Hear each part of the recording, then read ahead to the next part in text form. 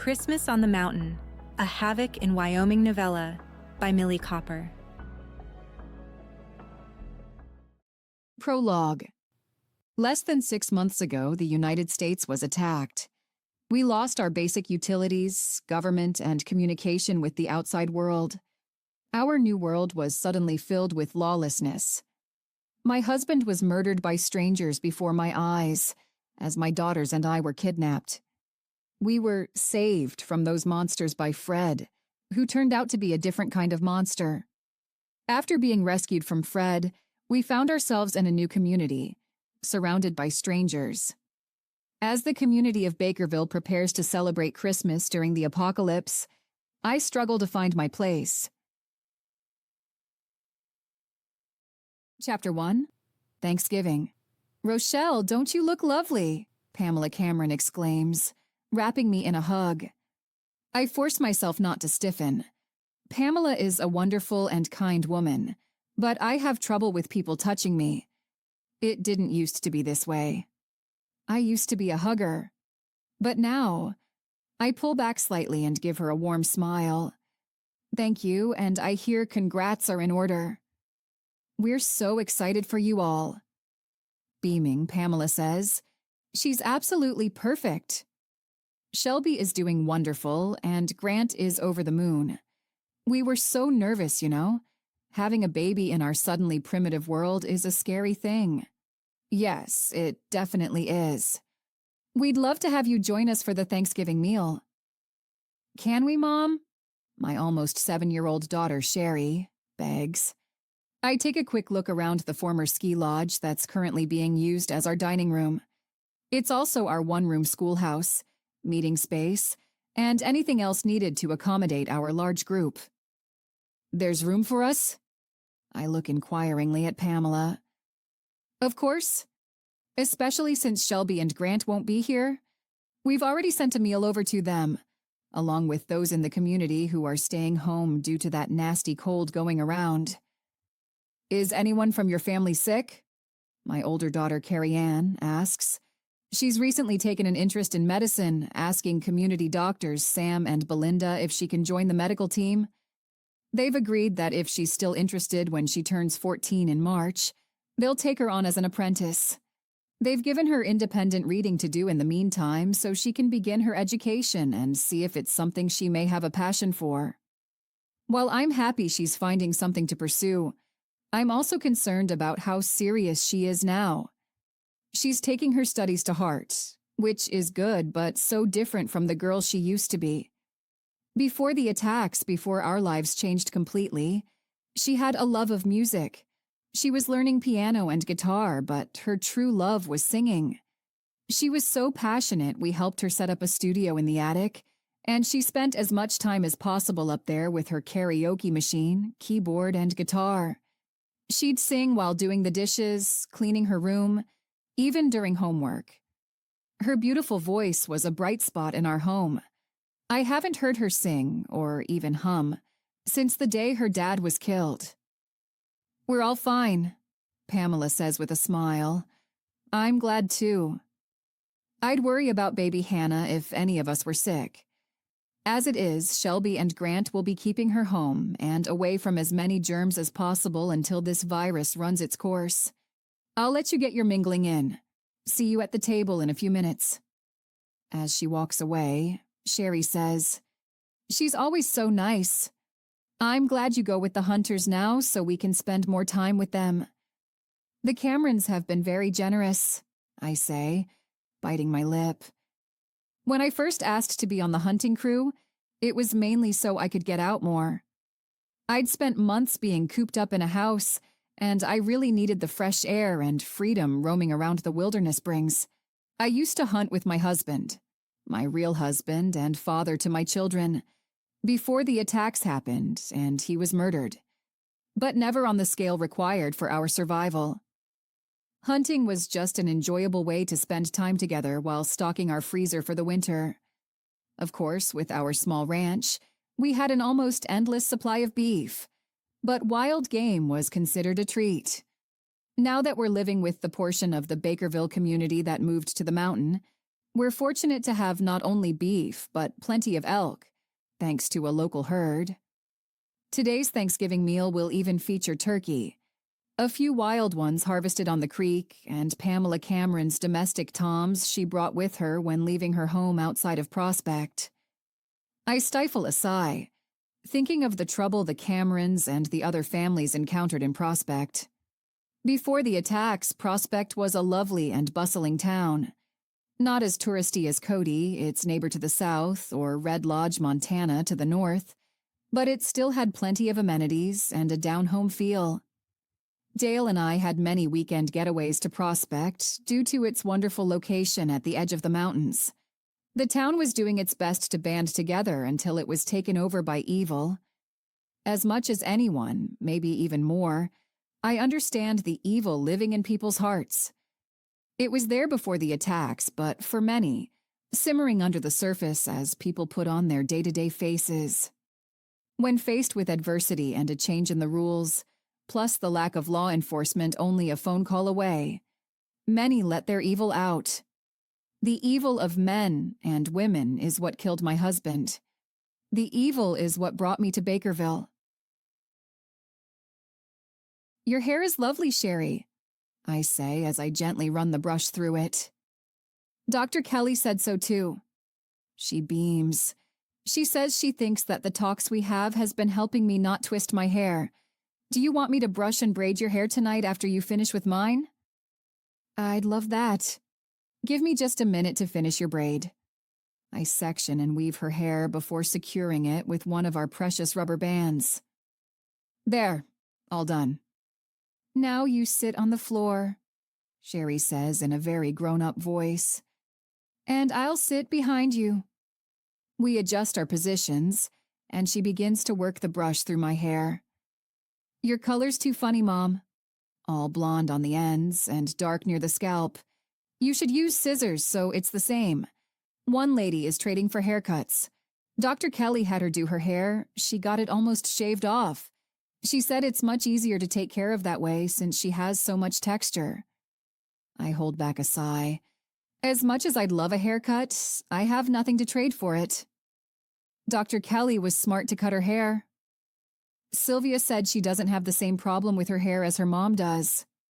I asked her after I saw Dr. Kelly's haircut. She says she has a combination of her mom's and dad's hair. I think her curls are pretty.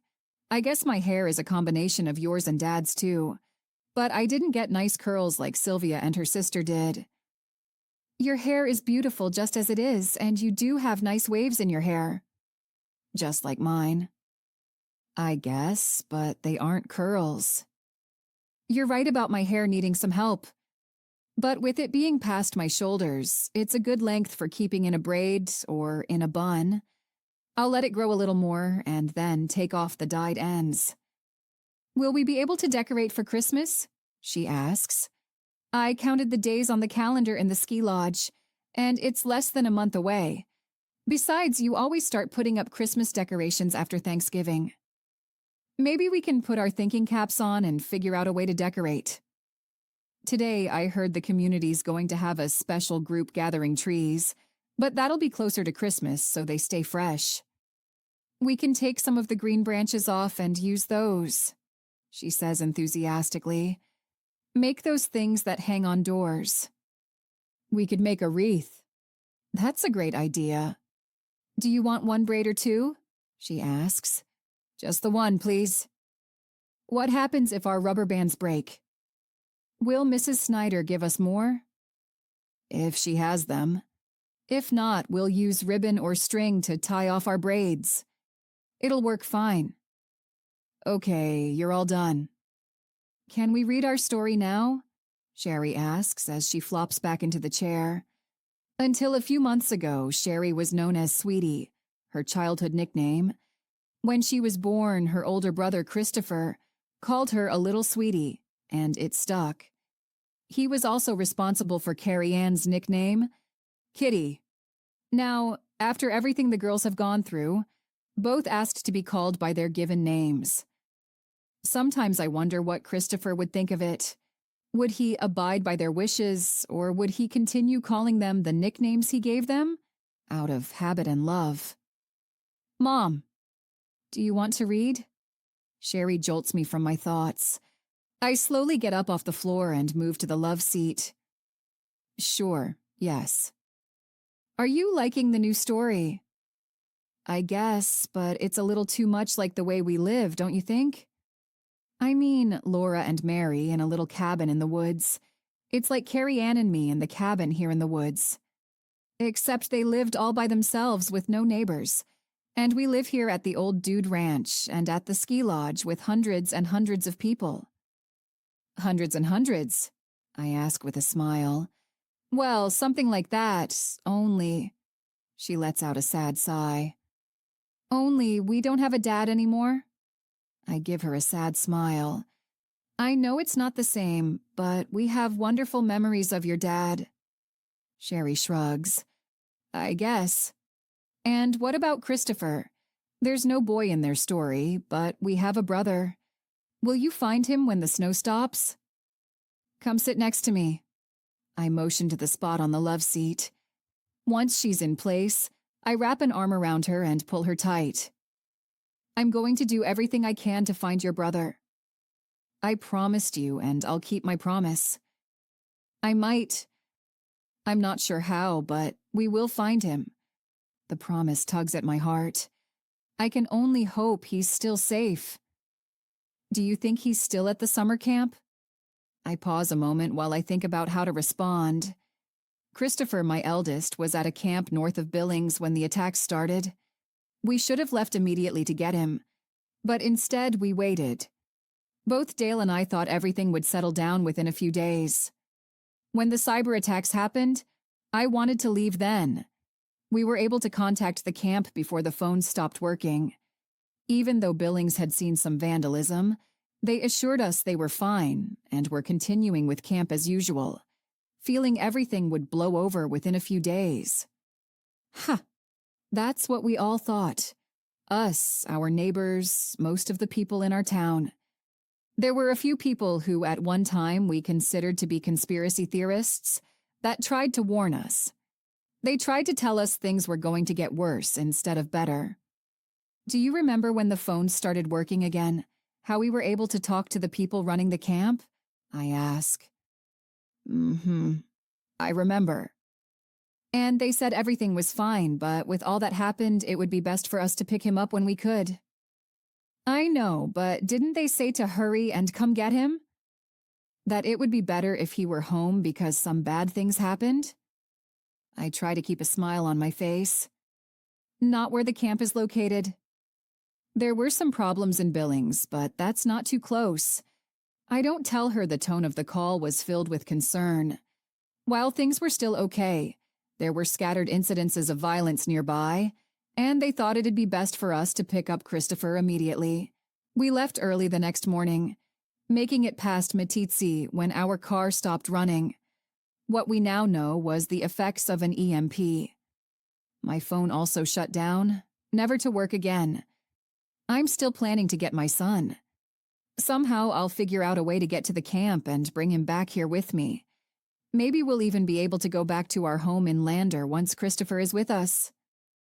Okay, Mommy. If you say so. But I still think we need to get him and bring him here. The people on the mountain are nice to us. I really like Mrs. Cameron. I'm glad she has a new grandbaby and it's a girl.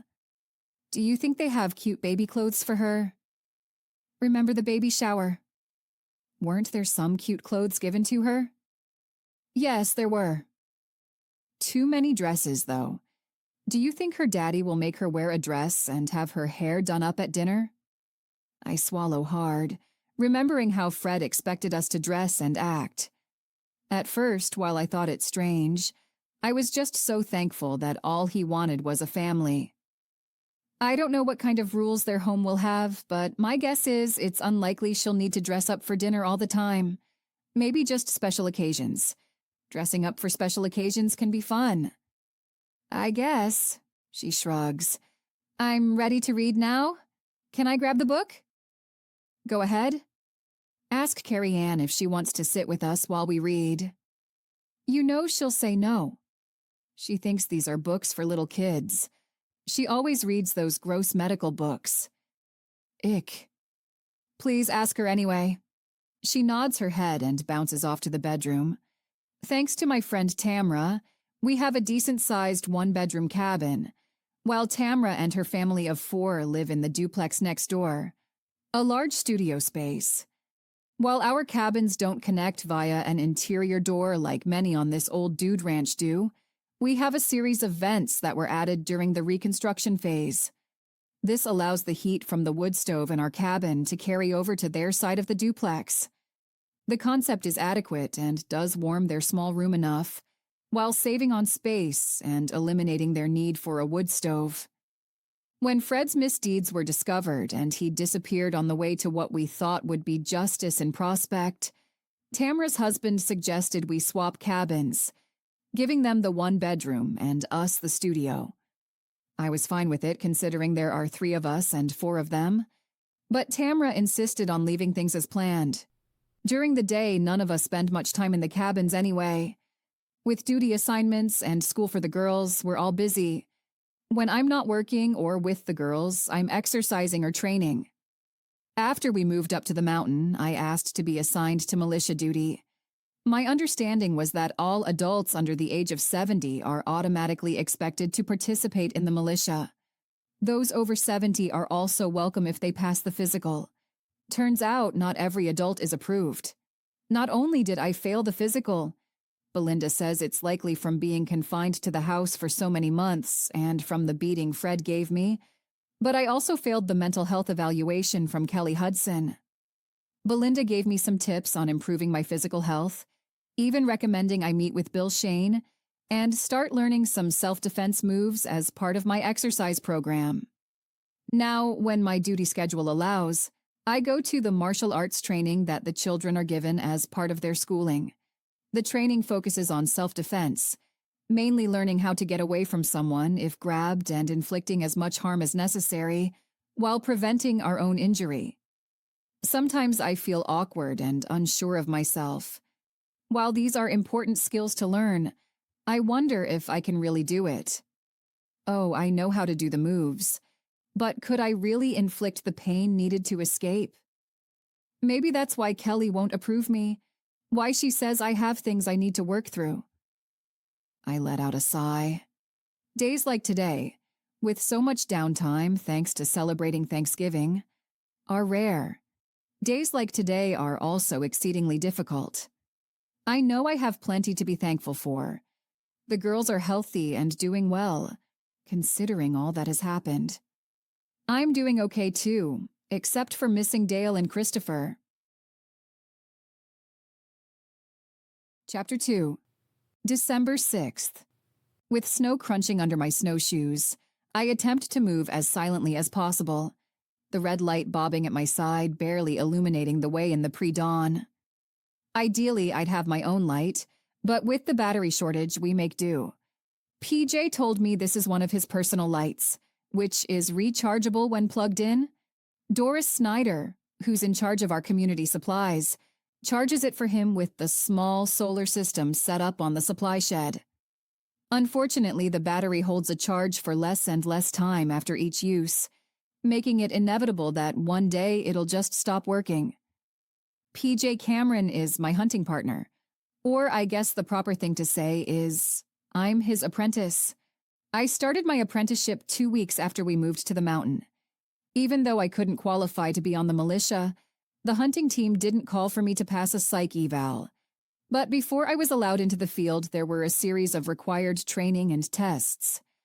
Being able to walk quietly in snowshoes, along with accurate marksmanship using a rifle, crossbow, and handgun, was part of the training and tests. After passing the tests, I was added to PJ's team. The Cameron family oversees the hunters. Besides PJ's team, his dad Paul and his brother Dusty each run a team, along with their friend Trey Vasquez and his son as the final 2 teams.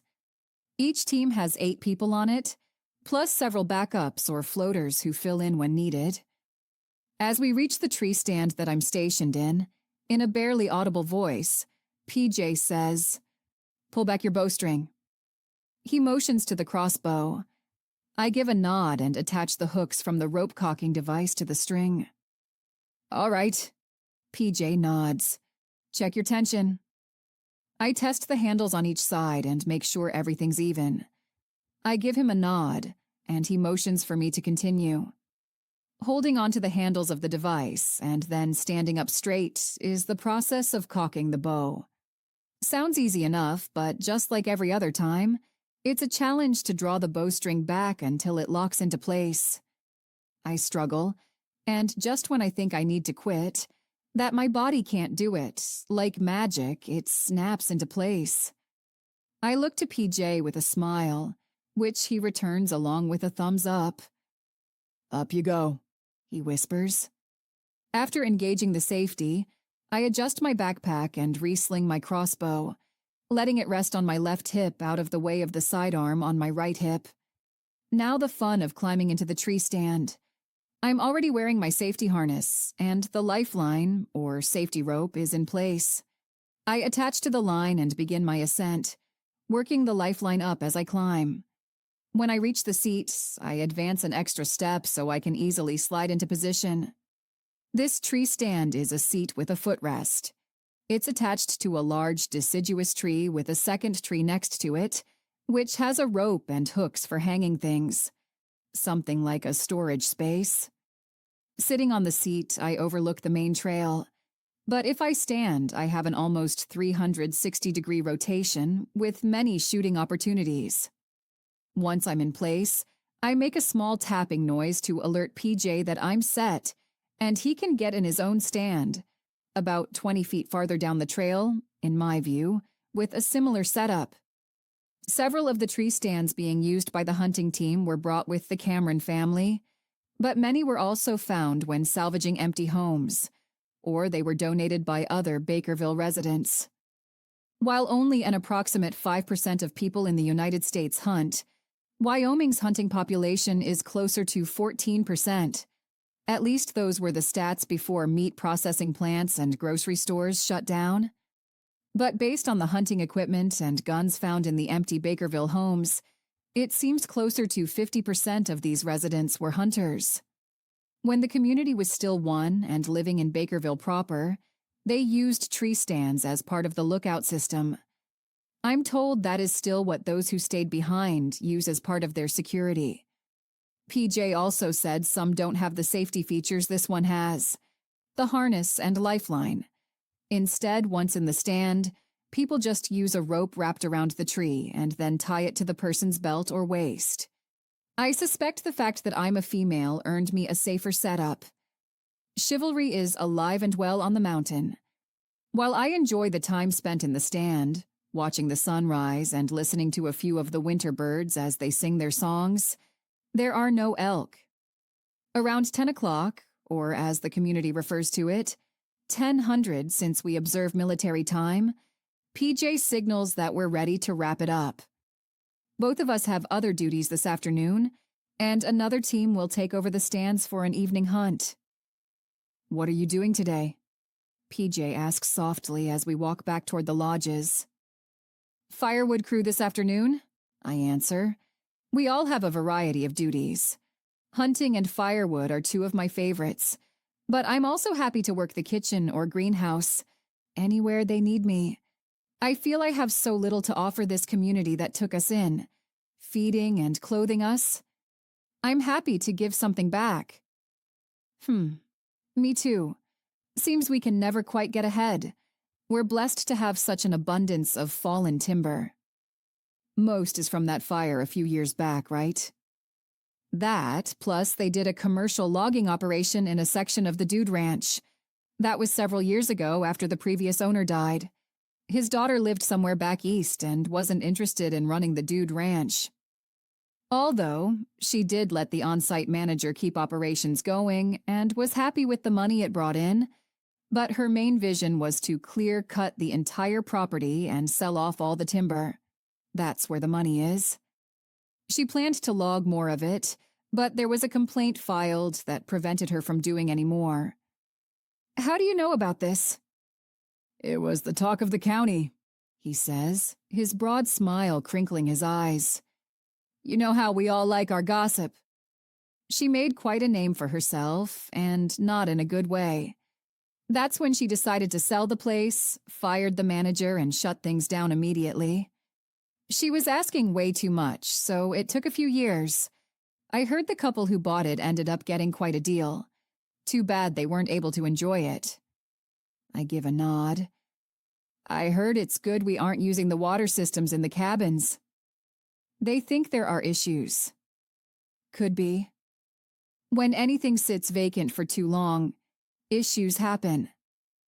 Evan Snyder said some of the cabins were a little rough, had animals living in them when they first started the process of getting things ready.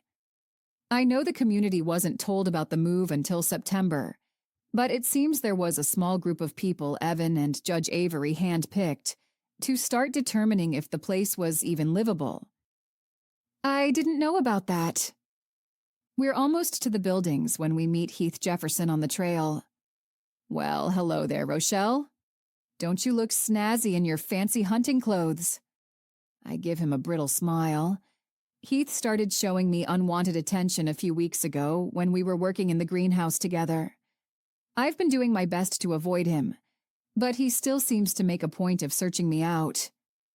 Helps with the elk not detecting us. Does it really? I thought that was just an old wives' tale perpetrated to sell camouflage clothing. Maybe I should join the hunting group. Get me some duds like that. I glance at PJ, who calmly says, "We're not taking apprentices right now, but possibly after the new year. If you're interested, I can give you more info then. I'm on the militia. I won't need to be an apprentice. I'd be happy to team up with Rochelle and make sure she's doing things right." "Oh," PJ says, drawing the word out. "Sorry, I didn't realize you were an experienced hunter." "In that case, we can give you a tryout and go from there. But since Rochelle is my apprentice, she'll still be working with me?" "Tryouts, huh?"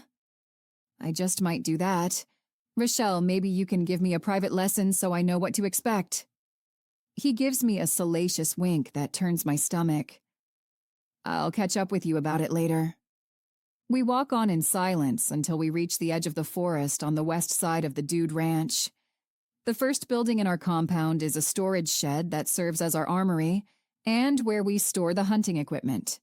It's manned 24 hours a day to help keep the temperature and humidity even, and my friend Sylvia Erickson is the clerk on duty. Stepping into the comfortably warm room, I peel off my gloves and remove my hat, shoving them into my coat pockets. Sylvia turns from the reloading station and gives me a brilliant smile. "Hey, Rochelle, how'd you do?" "There was nothing on the trail this morning." "Is anyone else back yet?" "You're the first. Maybe that means someone got something." "Could be," PJ says. "Rochelle and I have other duty assignments this afternoon. The rest are clear, so they plan on staying out until closer to lunch." Sylvia gives a nod as I set my safety harness, binoculars, rangefinder, knife, and a few other items on the counter between us. These, along with the crossbow, are all loaners that I pick up only for my hunting time. "Do you want me to wax the bowstring?" I ask. "I'll take care of it." "I know PJ will do his own." She smiles, motioning to the compound bow PJ is carrying. He shrugs. "There's a certain way I like it done." No offense to you or any of the other attendants. He takes a tube of wax out of his pack and begins working on his bow. "None taken." "You're not the only one. All of you Cameron guys like to wax your own bows. There's a few, like Evan Snyder and Jake Caldwell, who don't even leave their crossbows or archery equipment in here, choosing to keep them at their own places." "Yeah. I would too, but I have barely enough room for my clothes in my small space at the men's dorm. I've learned through previous conversations with him that, like many of the single men, PJ lives in the men's dorm in the ski lodge. His nephews and several of their friends who arrived in the group from Prospect are also in the dorm. Because of the number of single men, there are even a couple of camp trailers set up as bachelor's quarters. The women, of which there are considerably fewer singles, have a dorm also. Sylvia and her sister Sabrina stay in the women's dorm. There's a woman on the medical team with a baby who also lives there. There's talk of finding them a new place, now that the baby's approaching a year old. Maybe I should offer to let them move in with the girls and me? We've got plenty of room. Swap you sidearms? Sylvia asks, motioning to my hip. The pistol, a 10mm Glock 20, is also a loaner. The firepower and large capacity magazine, holding 15 rounds plus an additional in the chamber, can stop a bear. It's also a beast to shoot, with a considerable amount of recoil. The first time I took it to the range, it caught me by surprise. If I hadn't been in a good stance, I may have landed on my bottom. I almost forgot, I say, removing the paddle holster from my belt. After setting it on the counter, I unhook my belt and slide the extra mag holder off, setting it next to the pistol. Did you fire it? She asks while opening the safe behind her. Nope. Here's yours. She slides an FNS 9 compact in a leather holster across the counter. The 9mm pistol isn't really mine either, though I do keep it on me during all my waking hours. Self-defense is considered a necessary thing on the mountain. With living in the wilderness, the threat of bears, wolves, and mountain lions are real. Living during the apocalypse also presents a threat from other humans. My sidearm is one that was found when the community salvaged their neighbors' homes. I've been training with the pistol and feel extremely comfortable with it. When it was given to me, it was still in the case and included 2 extra magazines, one that holds 16 rounds. I keep the 12 in the gun and the 16 in the extra mag pouch connected to my holster, along with the 3rd mag in my pocket or backpack. Thanks, Sylvia, I say, giving her a smile as I slide the holster back through my belt. See you tonight? Yep, right after David's church service. Are you going to that? I am. Good, then I'll see you there first. She again gives her amazing smile as she waggles her eyebrows. See you later, PJ, I say. I'll walk with you. After being in the warm room, the cold air almost takes my breath away. I pull my hat out of my pocket and shove it on before fumbling with my gloves. She's a nice woman, PJ says. The best. How old do you think she is? Ah, well. I hesitate with my answer. My first instinct is to say too young for you. But what do I care if a man several years older than me is interested in a girl a decade younger than I am? Mid-20s, I guess. Maybe closer to 30.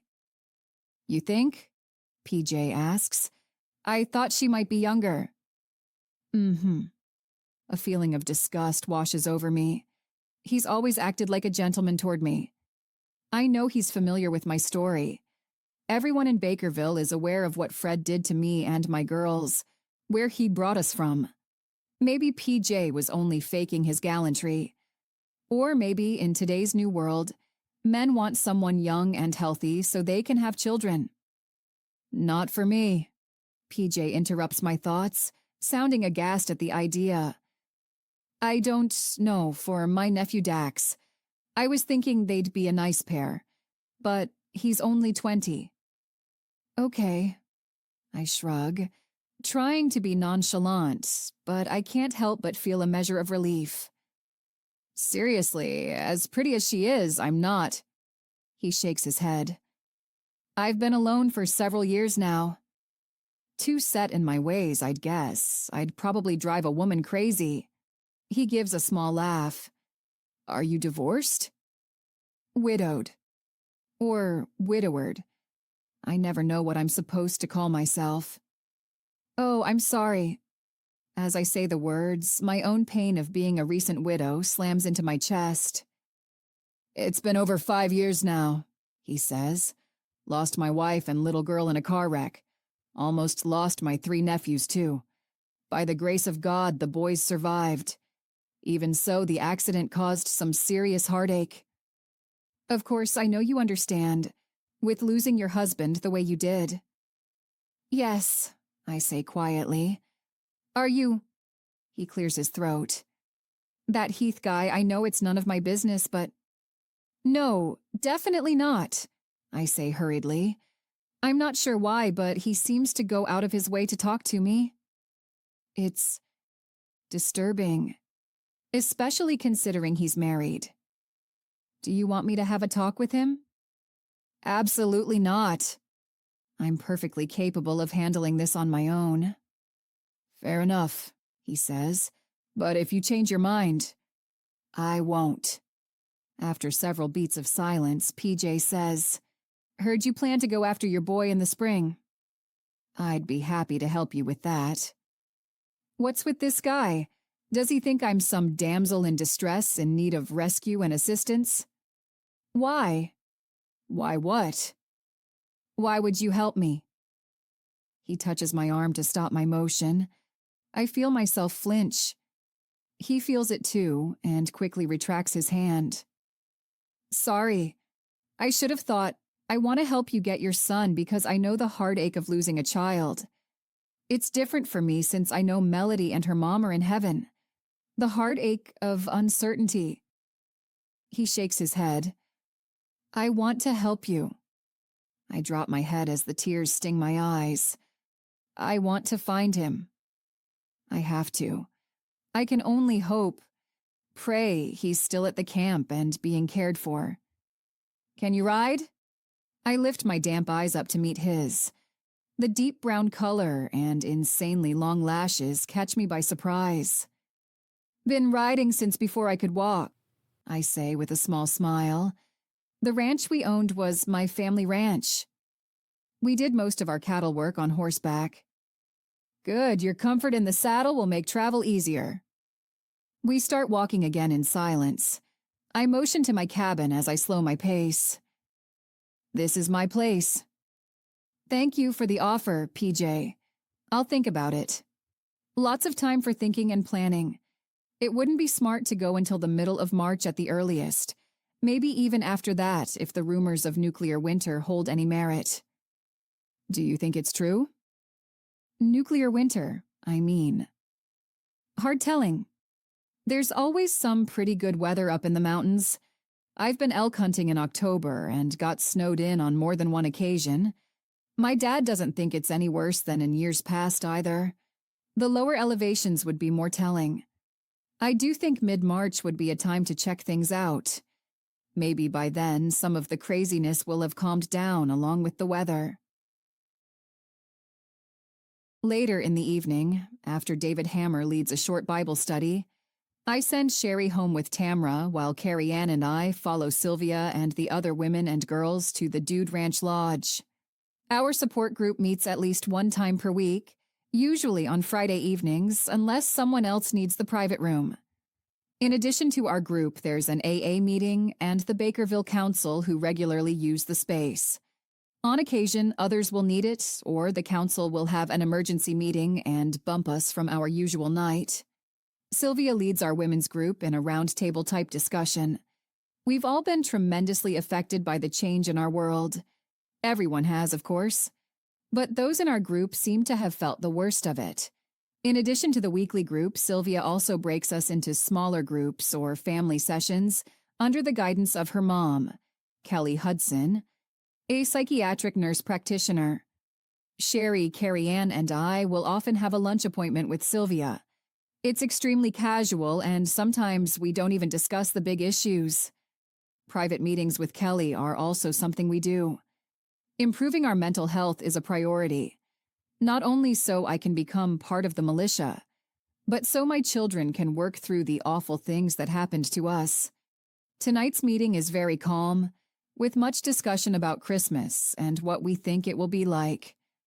A few of the women wonder if it is even appropriate to celebrate Christmas during the apocalypse. One says she felt the Thanksgiving festivities were completely inappropriate.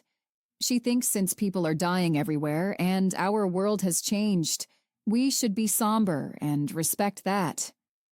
Carrie Ann speaks up and says, I understand what you're saying, but how long are we supposed to grieve? I liked having something that felt normal, felt like it used to feel, even though it was only for a little while. Chapter 3, December 13th. The following Friday, Carrie Ann and I slog to our support group. Neither one of us feels like going. All I really wanted to do was stay in our cabin and cry. I know we all need this group tonight, Sylvia says, looking around the room. The events over the last couple of days have affected us deeply. Phoebe was a fighter, Amy, one of the girls in her late teens or early 20s, says, while wiping her eyes with her sleeve. I just can't believe she's dead. Not just dead. Murdered. I give a nod. Phoebe was a fighter. She and I sparred often during martial arts training. At 15, she was learning with the rest of the youth. We don't know she was murdered, Amy's sister Emily says while patting her arm. Humph, Amy responds. They've dropped enough hints to tell us what happened. Someone lured her out, for who knows what, then killed her. I thought we'd be safe here. Gina, a woman who, like me and my girls, was kidnapped and held captive, says. From the story she's told about what she and those with her experienced, it's a miracle they survived. Like me, Gina is also prevented from being a part of the militia, but unlike me, she's fine with it. You all know my story, Sylvia says calmly. Unlike most in this group, I was assaulted long before our world changed. I was in what I thought at the time was a safe place. I went to a party with friends from college. I let my guard down. I was violated. For the most part, Gina, we are safe here.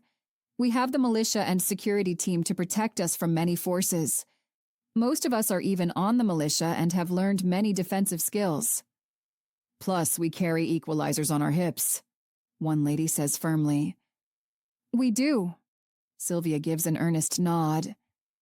But even with those things, we know there's still evil. We can do everything right and still be affected by this. There's a rumor that it might be Fred who killed her, Carrie Ann says, her voice full of disgust with a tinge of fear. The fear is warranted. The last time she and I saw him, he was beating us. I tried to protect her and Sherry, but at that time I didn't have an equalizer on my hip, and he overpowered me. If I'd had a weapon, I would have used it. Do you think it's him? Gina asks, shooting daggers in my direction. Do you think your husband killed that poor girl? My eyes go wide.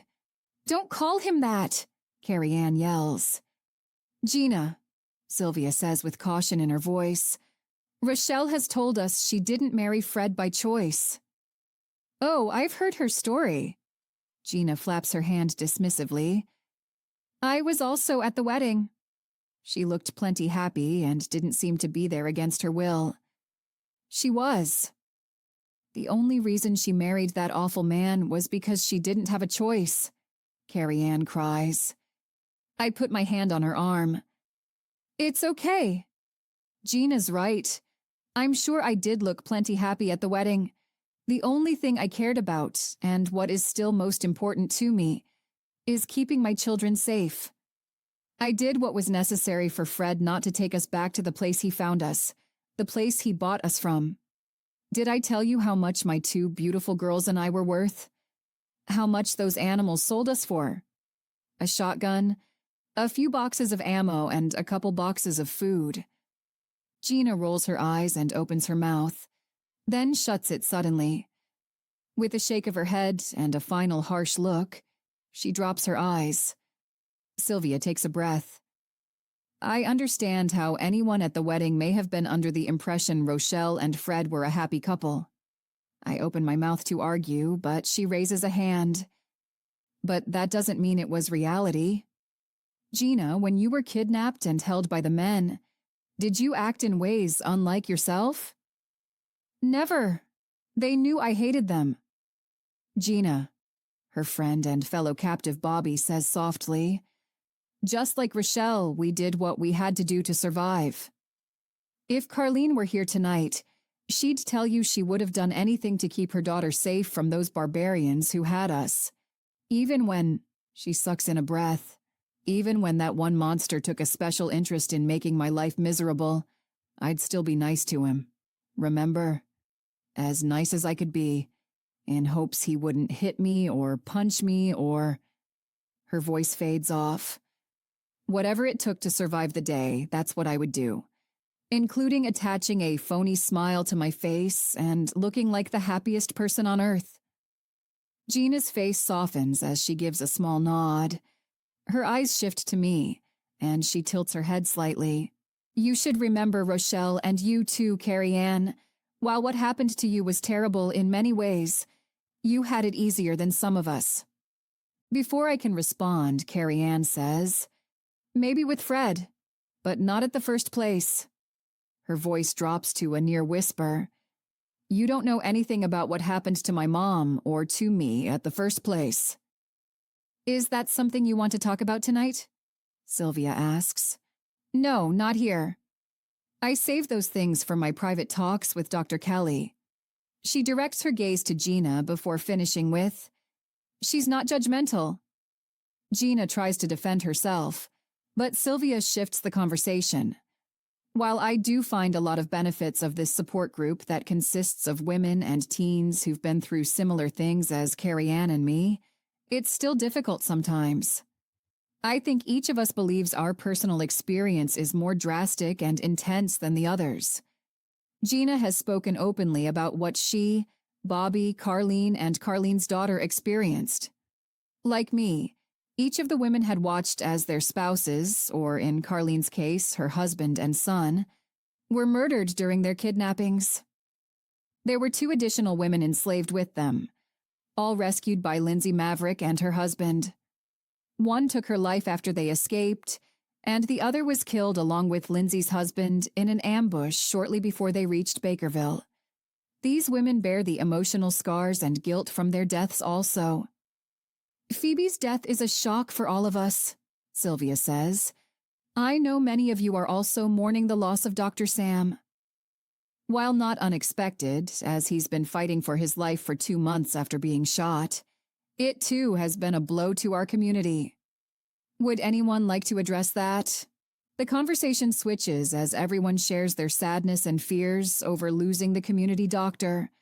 While we do have others on the medical team, Sam was the only MD. His death could be a huge blow. Belinda, a surgical nurse practitioner who saw her own patients and assisted with surgeries in Prospect before everything fell apart, is said to be taking Sam's death personally. The rumor is she feels she did something wrong, causing the infection that eventually killed him.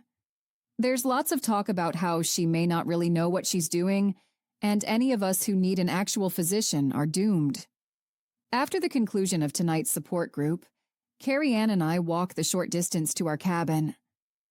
The smoke smell seems stronger tonight, she says. Someone might be burning green wood, or it could be Russian olive.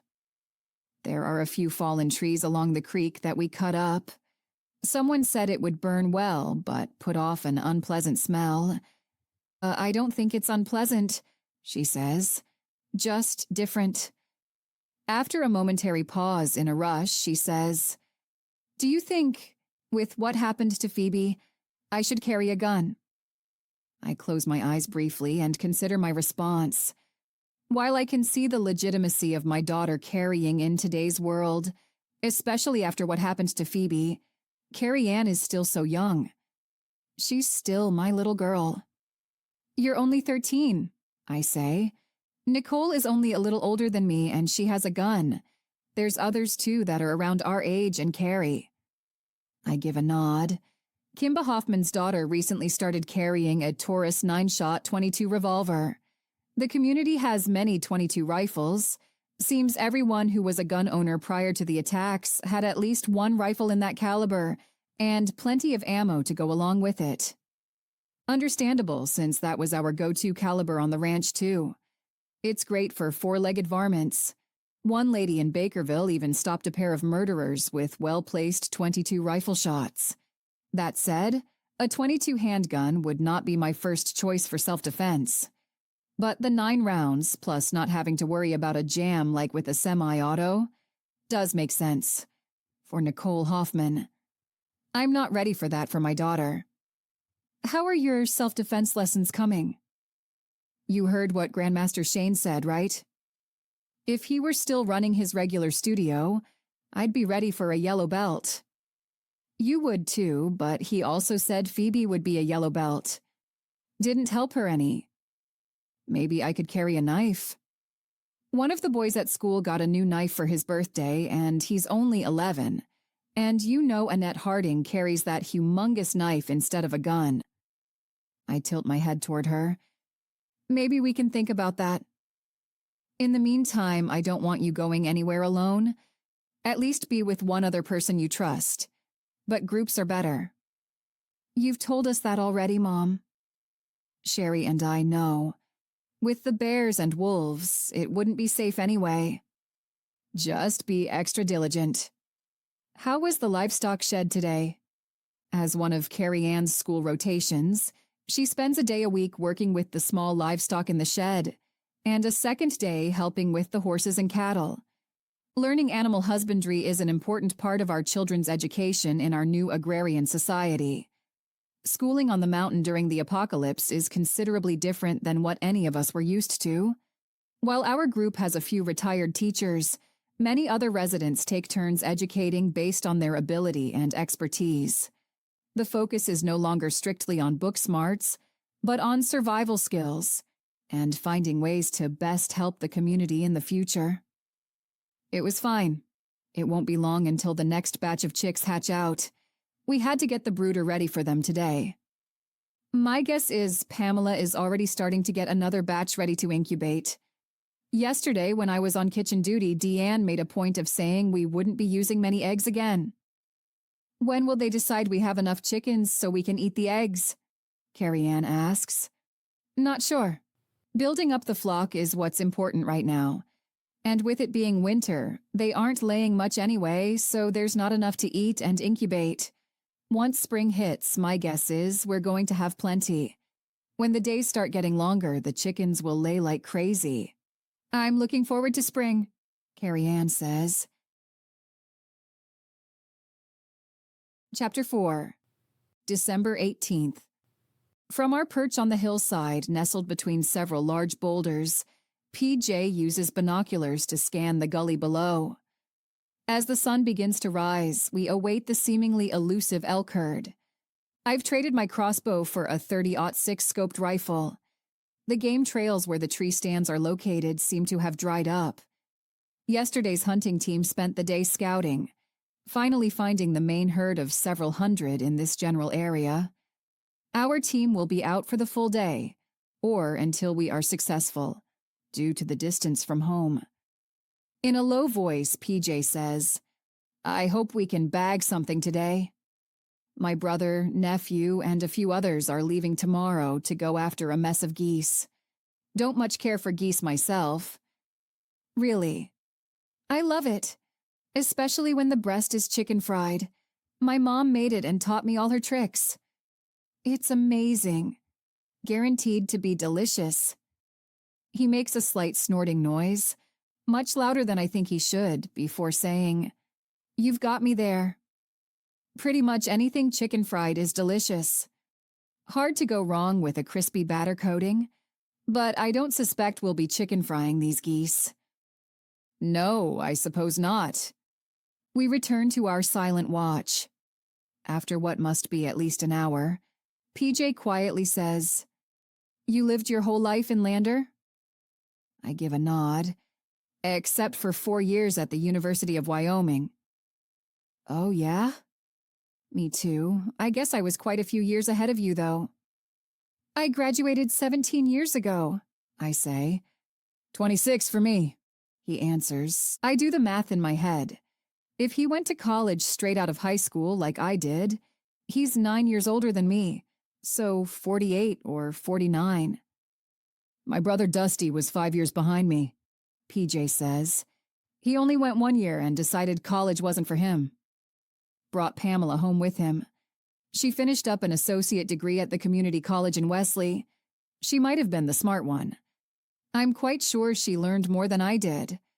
Living on campus had distractions. That it did. I agree with a nod. Did you go through the Ag and Ec program? Just business. I didn't even want to go to college, but my mom insisted. It was the age-old story of parents wanting better for their children. Pops, my grandpa, was still running the ranch then. My dad had the service station, and they both did the outfitting and had a few other irons in the fire. I would have been happy to just stay home, work the businesses. What I learned at the university did help some, but mostly it showed me I loved my home and the life we had. How about you? My dad went to UW. There was never any doubt I'd be going there too. I wanted the same for my children, to continue the tradition. I guess that can't happen now. I shake my head. You met your husband there? He asks, deftly diverting the subject. No, he was a local boy. His dad was the ranch hand on a nearby place. We knew each other in high school, even though he was a couple of years ahead of me. The summer before my senior year of college, my dad hired him as a day laborer. And that was that. I smile at the memory of Dale. He'd made a point of avoiding me. He knew making eyes at the boss's daughter was not the smartest thing to do. We were married 2 weeks after my college graduation. We lived in the guest house and worked alongside my dad until his death a year later. Mom passed when I was pregnant with Carrie Ann. With a nod, PJ says, my mom passed just over a year ago. She was quite a woman with lots of drive. Pamela takes after her in some ways. It's probably good Mom didn't have to be in this mess. She'd have a hard time with the uncertainty. She liked things just so. Even as a ranch wife, she was always put together. It used to embarrass me when I was young. Some of the other kids called her a model since she was always dressed up with perfect hair and makeup. She's like the backwoods Barbie? I ask with a smile. Exactly. Dolly could have written that song about my mom. I sure wish the elk were moving, he adds wistfully. After a few more hours on the ledge, he says, okay, let's hike for a bit, see if we can find them. That won't mess up the rest of the team? Nah, they'll do the same thing. We have this side of the gully. They'll stay in their sections and do what they feel is necessary. We'll take the game trail we walked in on to head out of this open space and further into the timber. Ready? I give a nod as I stand up and put the pack frame on my back. With the distance we are from home, getting the elk back will be grueling work.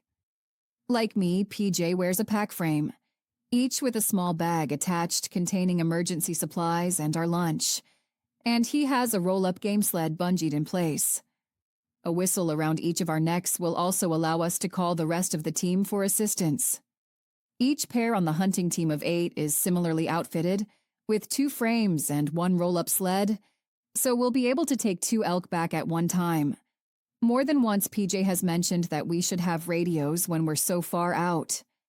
But with the battery shortage, the radios are saved for the militia guards and our police force.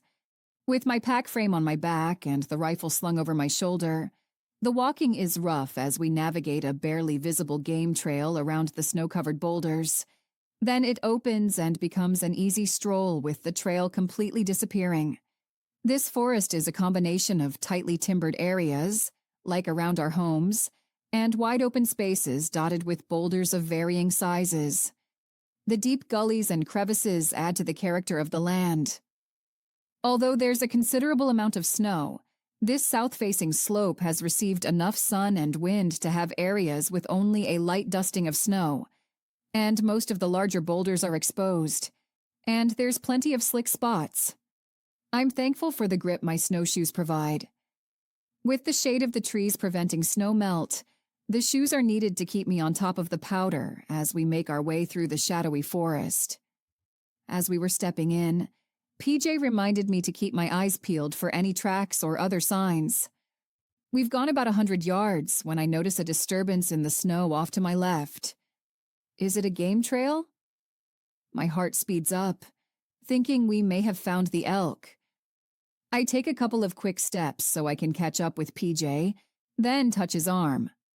When he turns to look at me, I motion to the spot.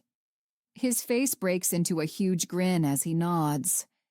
With a trail to follow, we'll have a better chance of finding the herd and taking home our prize. When we're within several yards of the trail, PJ puts his arm out and motions for me to step up next to him.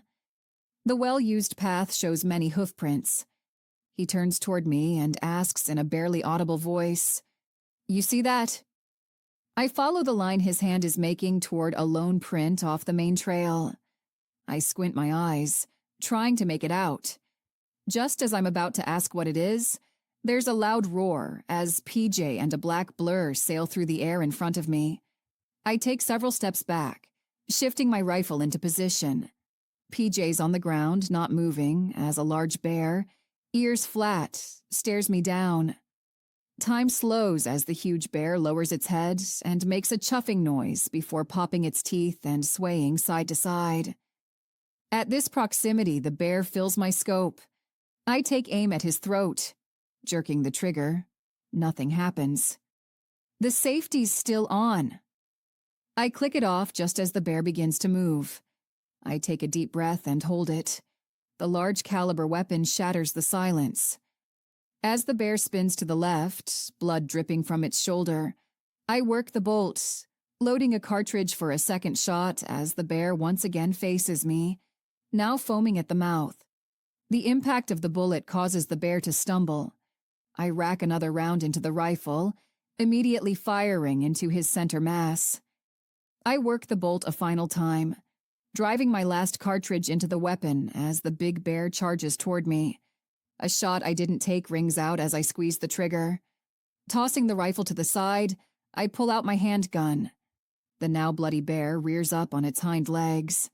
I rapid-fire 3 shots as the second weapon rings out. The bear bunches up, folding in on itself and finally holding still. "Take a headshot," PJ says in a gravelly voice. With a nod, I pop off another round. I'm shaking so badly I completely miss the bear, who lifts its head at the noise. Why won't this thing die? With a deep breath, I release the tension in my shoulders and rapid fire twice. 1 round hit the bear in the ear, the second in the right eye. "Is it dead?" I ask in a quivering voice. "It better be," PJ answers. "He's a resilient thing." I glance toward PJ, seeing him for the first time since he went flying past me. His pistol's in his right hand, and blood's dripping from his left arm. Keeping my eyes on the bear, I move toward him. "Let's put some distance between us and him," I say. "The way that thing keeps going, I don't trust it to stay down." "Blow your whistle," he says. 3 short, 3 long, 3 short." "Can we move you first?" I ask as I kneel over to help him up. "And we need to get a wrap on that arm to stop the bleeding."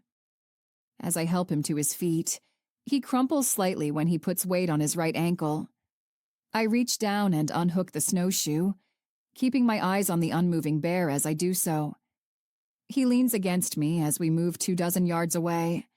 I can still see the mass of fur as I help PJ remove his pack frame and lean against a tree, then remove the other snowshoe.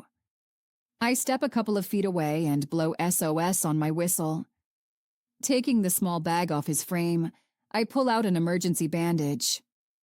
"Should I just put it over your jacket?" I ask. "Yeah," he says, teeth chattering. "I'd better not take off the coat." Pretty sure I'm getting shocky. After wrapping the homemade bandage around his arm and tightening it to staunch the blood flow, I pull out a crinkly emergency blanket. As I'm unwrapping it to drape over him, a faraway voice calls out, asking where we are. "Here," PJ responds weakly, too quietly for anyone but me to hear.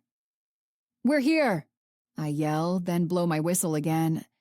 It takes several more minutes of calling before 2 people from the team find us. As soon as they see the situation, one of them blows his whistle to call in more from the team. Like me, they don't let their eyes leave the bear, even keeping their weapons trained on it. "Can you walk?" one of them asks PJ. "I think he hurt his foot," I say. "He had trouble moving over here." She's right, PJ says, still shivering. I don't think I'll be able to walk out of here. Put me in the game sled. I remove the bungee, holding the heavy plastic tube to the pack frame. I'm pretty sure that bear's dead, the second guy says. Oughta be, PJ says. Rochelle tried to turn him into Swiss cheese. I feel my cheeks color as I unroll the sled. Help me get him on here, and then we'll tie him in place. I have twine in my bag. We just about have PJ wrapped in the emergency blanket and secured in the sled when the rest of the team shows up. Holy buckets, PJ's nephew Bryce says. Is he okay? I'm okay, PJ answers weakly. Ready to be out of the cold and in front of the fire. Cut that bear up and bring it back. Since we probably scared all the elk out of the area, we need the meat. I thought grizzly bear wasn't edible, I say. Besides, it was foaming at the mouth. I think it's sick. They eat grizzly in Alaska and Canada, but it's a black bear anyway, Bryce answers. A big one, but definitely a black. Yep, PJ says. An angry black bear at that. The drooling was part of his reaction to stress. But why would a black bear attack? I ask. Aren't they usually docile? Not always, Phil Hudson, part of the group that just arrived, says. Must have been cranky about something. Rochelle, you help me get PJ back. Phil removes his frame from his back. The rest of you work on the bear. We'll leave our frames, use them and the sleds as needed. One person stands guard, make sure this bear doesn't have any friends hanging around. As soon as PJ's at the clinic, I'll round up a few more people and head back so we can get all the meat home ASAP. The walk back is slow and precise. Phil has the sled attached to a belt around his waist. This works fine on flat ground, but there are several spots where we must pick PJ up instead of bouncing him across the boulders. My arms and back ache by the time we are nearing home. Almost there, Phil says in a ragged breath. Are you holding up okay, PJ? PJ responds with a grunt. At the edge of the community, someone calls out and says, All right, you got something. We've got an injured man, Phil hollers back. Make the clinic ready and send the first person you can find back here to help us. Send several, in fact. Chapter 5. December 19th. After a fitful night of sleep, I'm up before dawn. I stayed long enough at the clinic for Belinda and Madison to reassure me that PJ should be fine after a few days. The gash in his arm needed a good cleaning and several stitches. Thankfully, his heavy coat and multiple layers protected him from the worst of it. If he doesn't get an infection, the arm will heal fine, leaving only scarring. He has plenty of bumps and bruises, plus a probable cracked rib or two and a sprained ankle. They'll keep him in the clinic for a few days before letting him return to his dorm. He joked about how it's good he doesn't have a top bunk, because it might be a challenge getting up there with the rib pain. At supper last night, the attack was the main topic of conversation. I didn't realize the news had spread so quickly, and I was shocked when the girls and I went in and people started applauding. Like me, Carrie Ann was embarrassed, but Sherry was beaming and kept telling everyone how scary it was that a bear nearly ate me. Shortly before returning to our cabin for the evening, Doris pulled me aside. Well done keeping your wits about you, she said. You not only saved PJ, but possibly yourself also. I gave a cautious nod. I was surprised how quickly it happened. I had no idea there was even a bear around.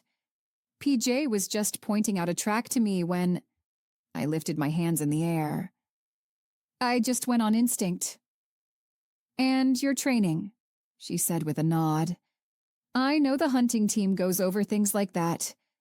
Do you have duty in the morning? I'm on lunch and dinner crew tomorrow, so nothing until 10:00. Stop by the supply house after breakfast. You haven't done your Christmas shopping yet. Let's get that taken care of. She gave me a wink and a pat on my arm. In the still of the morning, I add some small pieces to the wood stove to bring the hot coals back to life. Once the fire is crackling, I settle back on the love seat. The homemade oil lamp, constructed from a mason jar with string for a wick and elk tallow for fuel, casts a small amount of light about the room. Combined with the fire, it's just enough to read by. To help mellow the rather robust smell of the tallow, a few drops of cinnamon essential oil was added. Whoever thought of making these lamps was a genius. The community has a supply of candles too, but I prefer the lamps since they seem safer. This morning I'm reading from the book of Luke, figuring it's a timely place to focus with the Christmas season here. Before the attacks, Dale and I were what many refer to as church CEOs, attendees at Christmas and Easter only. Sure, we'd go on other rare occasions, but there had to be a good reason. The never-ending ranch work always came first. Clancy, our hired man, was off on Sundays and Mondays, which made getting away for services even more challenging. Early in our marriage, we said we'd make God a priority, but saying and doing are two different things. When Dale was killed and we were kidnapped, I sincerely doubted there was a God. The night before Fred showed up, Sherry told me she'd been praying that we'd be rescued. Unlike the men who were holding us, Fred was well-groomed and very polite. He gave us a kind, almost apologetic smile. When he and I were allowed private time, he didn't touch me or try anything. He asked me questions about my life and my children. He made it clear he was looking for a family, that he'd treat my girls as his own and he would have more children with me. The thought of it turned my stomach, but I knew it was better than the alternative. The only other option was staying in the horrible place he found us and being assaulted on a regular basis. When Fred asked how old I was, I fibbed and told him I was 32, that I'd had Carrie Ann right out of high school. I didn't mention Christopher then, deciding it would complicate things and he might not take us out of that awful place. As Fred led us out of the building, Sherry was all smiles and said, "See, Mommy, I told you God and Jesus would help us." Her smile faded when Fred made us put on blindfolds for the trip to his house. He said it was a requirement, something he agreed to when completing the transaction. The transaction. That's how he referred to us. For the first few weeks, even though we didn't know where we were and had no freedom, I thought Sherry may be right. Fred was kind and attentive. He made sure we had nice clothing and plenty to eat. He said I needed to be well-fed and healthy so I'd have an easy time getting and staying pregnant. I didn't tell him it would likely take a few months before I could get pregnant. I'd been using a once-every-3-month shot for birth control and was due for another shot in mid-July. That, combined with the likelihood my hormones would be off from the shot and the stress of recent days, might make getting pregnant difficult. My hand goes to my stomach. I had just been starting to relax, thinking maybe being with Fred wouldn't be so bad. I knew I'd never love him, but at least we were safe. Then things changed, and I discovered what Fred really was. A monster. After we were liberated, the girls and I spent a lot of time with Kelly and Sylvia.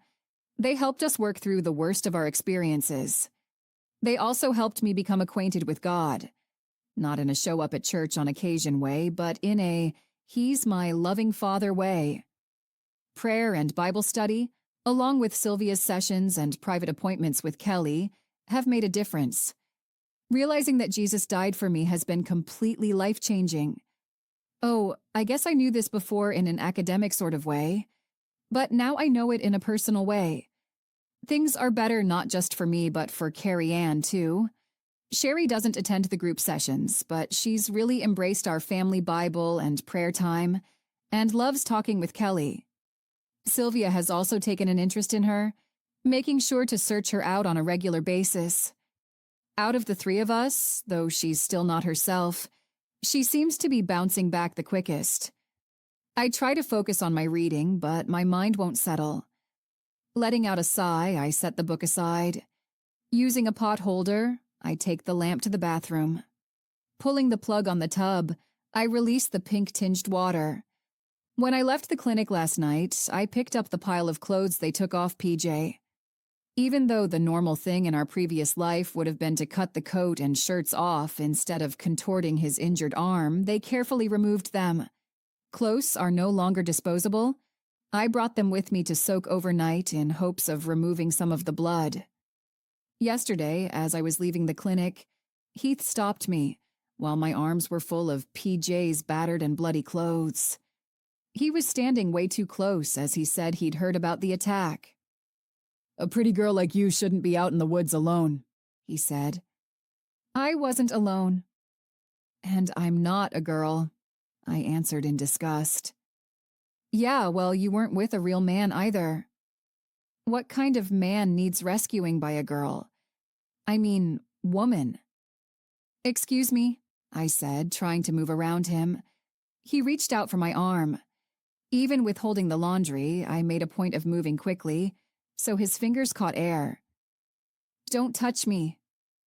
"Whoa, whoa. That's not very friendly." "I'm not your friend," I said, spinning and moving around him. "We'll see about that," he said to my back as I walked away. Now, with a frustrated sigh, I kneel to start the laundry. Days of ease in doing laundry are a thing of the past.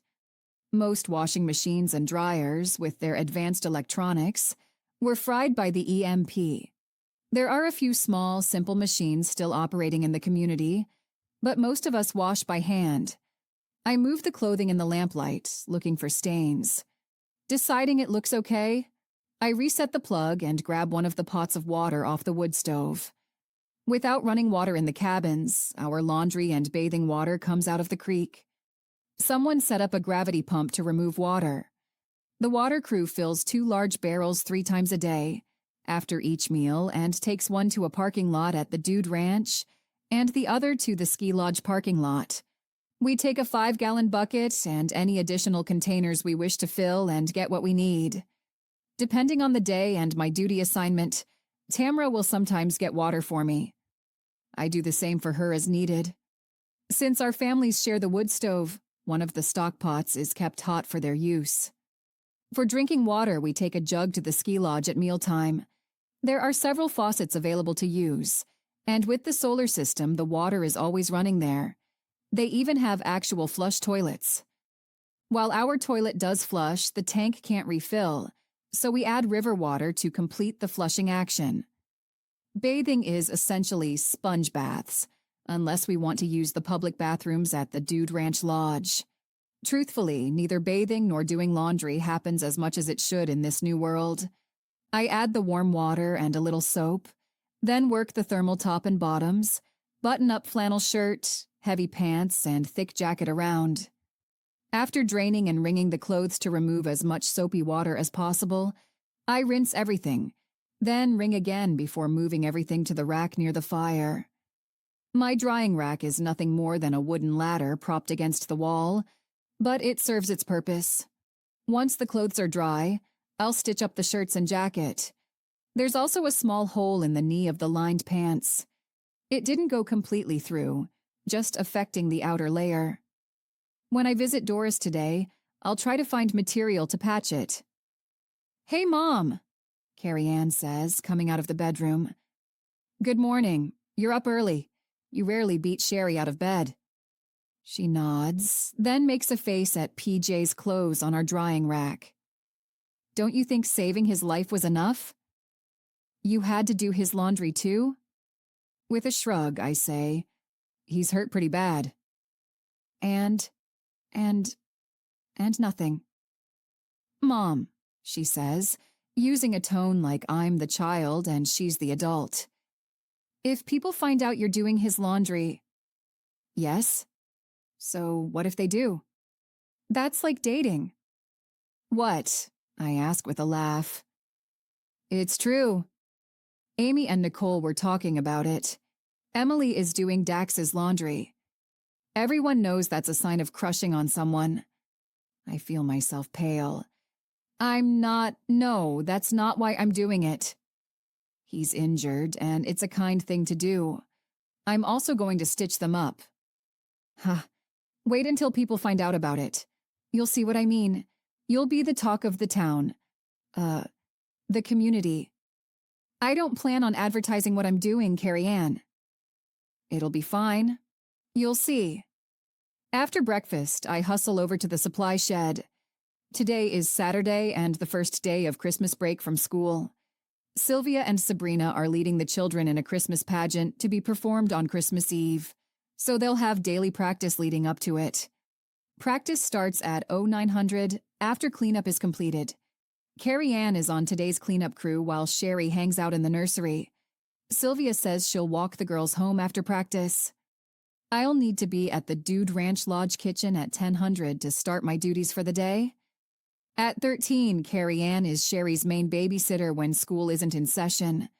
When Carrie Ann isn't available, Tamra will watch her, or she'll stay in the community nursery, which is open 24 hours a day, allowing children of parents with overnight duty to sleep there. When I reach the storage shed, it's obvious I'm not the only one needing things today. There are several others working with Doris and her crew to make arrangements for Christmas presents. When the bell sounds announcing my arrival, Doris makes eye contact and gives me a nod. Rochelle, it'll be just a minute. Take a look around while you wait. Thanks, I say with a wave. There are several items displayed as gifts available to purchase for the community children. Most have the swap requirement to make the exchange. There's a doll that Sherry would have loved last year. This year, I'm not so sure it still fits. She's been forced to grow up in a short time. When we left our home in Lander, she was a vivacious 6-year-old. Now she's an earnest 7-year-old, sometimes seeming much older than her years. A wooden box with a sticky note saying "Art Set" catches my attention. Flipping it open shows the set has been lightly used, with a couple of the watercolors smudged and a colored pencil missing. There are 2 sketch pads, one with a pencil sketch of a mountain on the first page, crayons, oil pastels, and a few other things in addition to the watercolors and pencils. I look back at the sticky note. The work exchange suggested for this gift is 1 extra shift on the firewood or kitchen crew and a half shift doing public laundry. While each family or individual is responsible for their personal laundry, or apparently, if Carrie Ann is correct, one can do laundry as part of the courting ritual, there's a crew who takes care of clinic linens and other things like dish towels for the kitchen. Did you find something that'll work? Doris asks, sliding over on her knee scooter. In the early days of the attacks, she was shot in the leg, shattering the bone. For many months, she was only able to use a wheelchair. Now she has a knee scooter and a leg crutch, which is a cross between the scooter and a peg.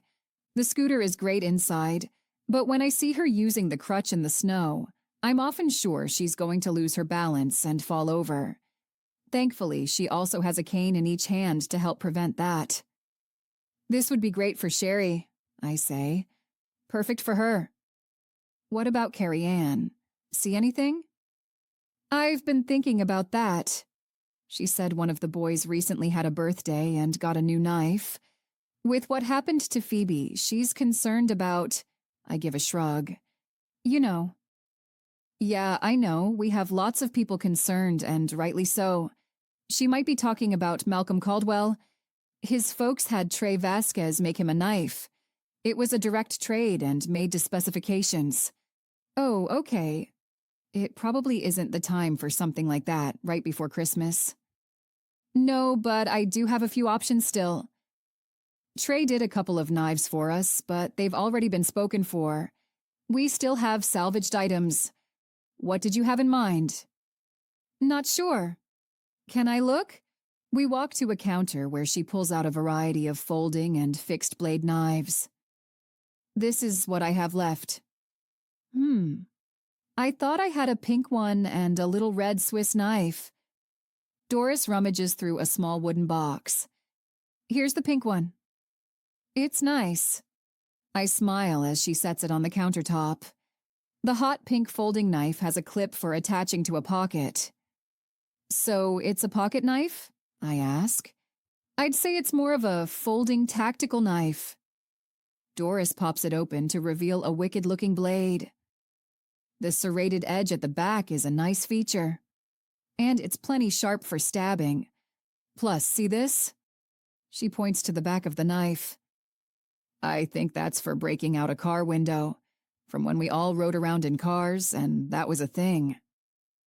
I wish it was still a thing, I say wistfully, thinking how easy it would be to drive to Montana and get my son if cars were still running and there wasn't a fuel shortage. You and me both. I have something else Carrie Ann might be interested in. Didn't I hear she wants to do a medical apprenticeship? That's right. What do you think of this? She turns to the shelf behind her, then plops a book on the counter. The Anatomy Coloring Book. Might be a good way to help her learn? There aren't even any pages completed. Yes, great idea, I say, feeling my heart surge. In years past, Dale and I would go a little overboard on Christmas presents, buying the latest toys and gadgets for the children. But now, shopping for used gifts that have meaning and benefits is a far cry from those days of frivolity. Will Christopher be given anything special for Christmas? Is he safe? Eating well? Let's add a small box of colored pencils to the coloring book, she says, plopping a box of 8 pencils on the counter. Does Sherry need a knife too? Here's the red one I was thinking of. She hands me a dainty-looking red knife, the kind you might put on a keychain. I'm not ready for that. Besides, it doesn't look like it could do what the pink one could. You might be surprised. The largest blade is just under 2.5 inches, but keep it sharp and it could be useful. Plus, it has scissors, a bottle opener, a screwdriver, even a little saw. And you think Sherry needs this? She gives me a patient smile. I think in this world, each of us needs all the help we can get. Do you carry a knife? I shake my head. I'm given a loner when hunting, the special kind that's more like a scalpel to easily quarter the animal. At my response, she pulls another knife out of the box. Step back so I can see your boots. I comply, and she gives a nod. You could wear a knife in your boot. This is a nice one. Good thing the people in our community seemed to love their knives almost as much as their guns. She gives me a smile and a wink. The small, tan-handled knife she puts on the counter is inside a matching plastic sheath. Is it any good? With the plastic handle and sheath, it seems kind of cheap. It's a Kydex sheath, immensely popular and sturdy, not just for knives but for gun holsters as well. The holsters with paddles are often Kydex. This one has multiple carrying options. There's a clip on the back so you can hook it to your belt or boot. Plus, this hole here, she motions to a hole on the tip end of the sheath, is for a lanyard. You could wear this as a neck knife. That's a great option for concealment, but might be more challenging for retrieval, unless you know what you're doing. I don't know what I'm doing, I say. Not at all. Both Bill Shane and my husband Evan give lessons on tactical knife use. In fact, let's make sure Carrie Ann gets a lesson after Christmas. You can train with her. Maybe Sherry, too. Besides, as a militia member, you'll be required to carry a fixed-blade knife. This would meet the standard. She pushes on something near the sheath and the handle, allowing the knife to pop out. It's a stiletto knife with a few great features. It has a hook for cutting cord, plus the serrated section here, like the knife you chose for Carrie Ann. It'd be a good one for you. You're assuming I'm ever allowed to join the militia. Yes, I am. I know how hard you've been working. Where most people are taking the winter off from PT, you've been diligent. And you've been showing up for all the special shooting classes, plus joining the youth for self-defense training. You're on your way, Rochelle. I'm pretty sure it's no secret the physical aspect isn't why I'm denied. You're on your way there too. I can see the change in you. My guess is you're getting back to your old self. Am I right? I answer with a shrug. Even though it's only been a few months, I'm not sure I remember how I used to be, other than happy and content. Not sure I'll ever get that back. What would the trade be for the girls' gifts? She tilts her head. The art kit trade is listed. If we add the anatomy book and both knives, it would be one additional shift of your choice. I think for a minute. So a firewood shift, half of a laundry shift, and a greenhouse shift? Sure, that'd work.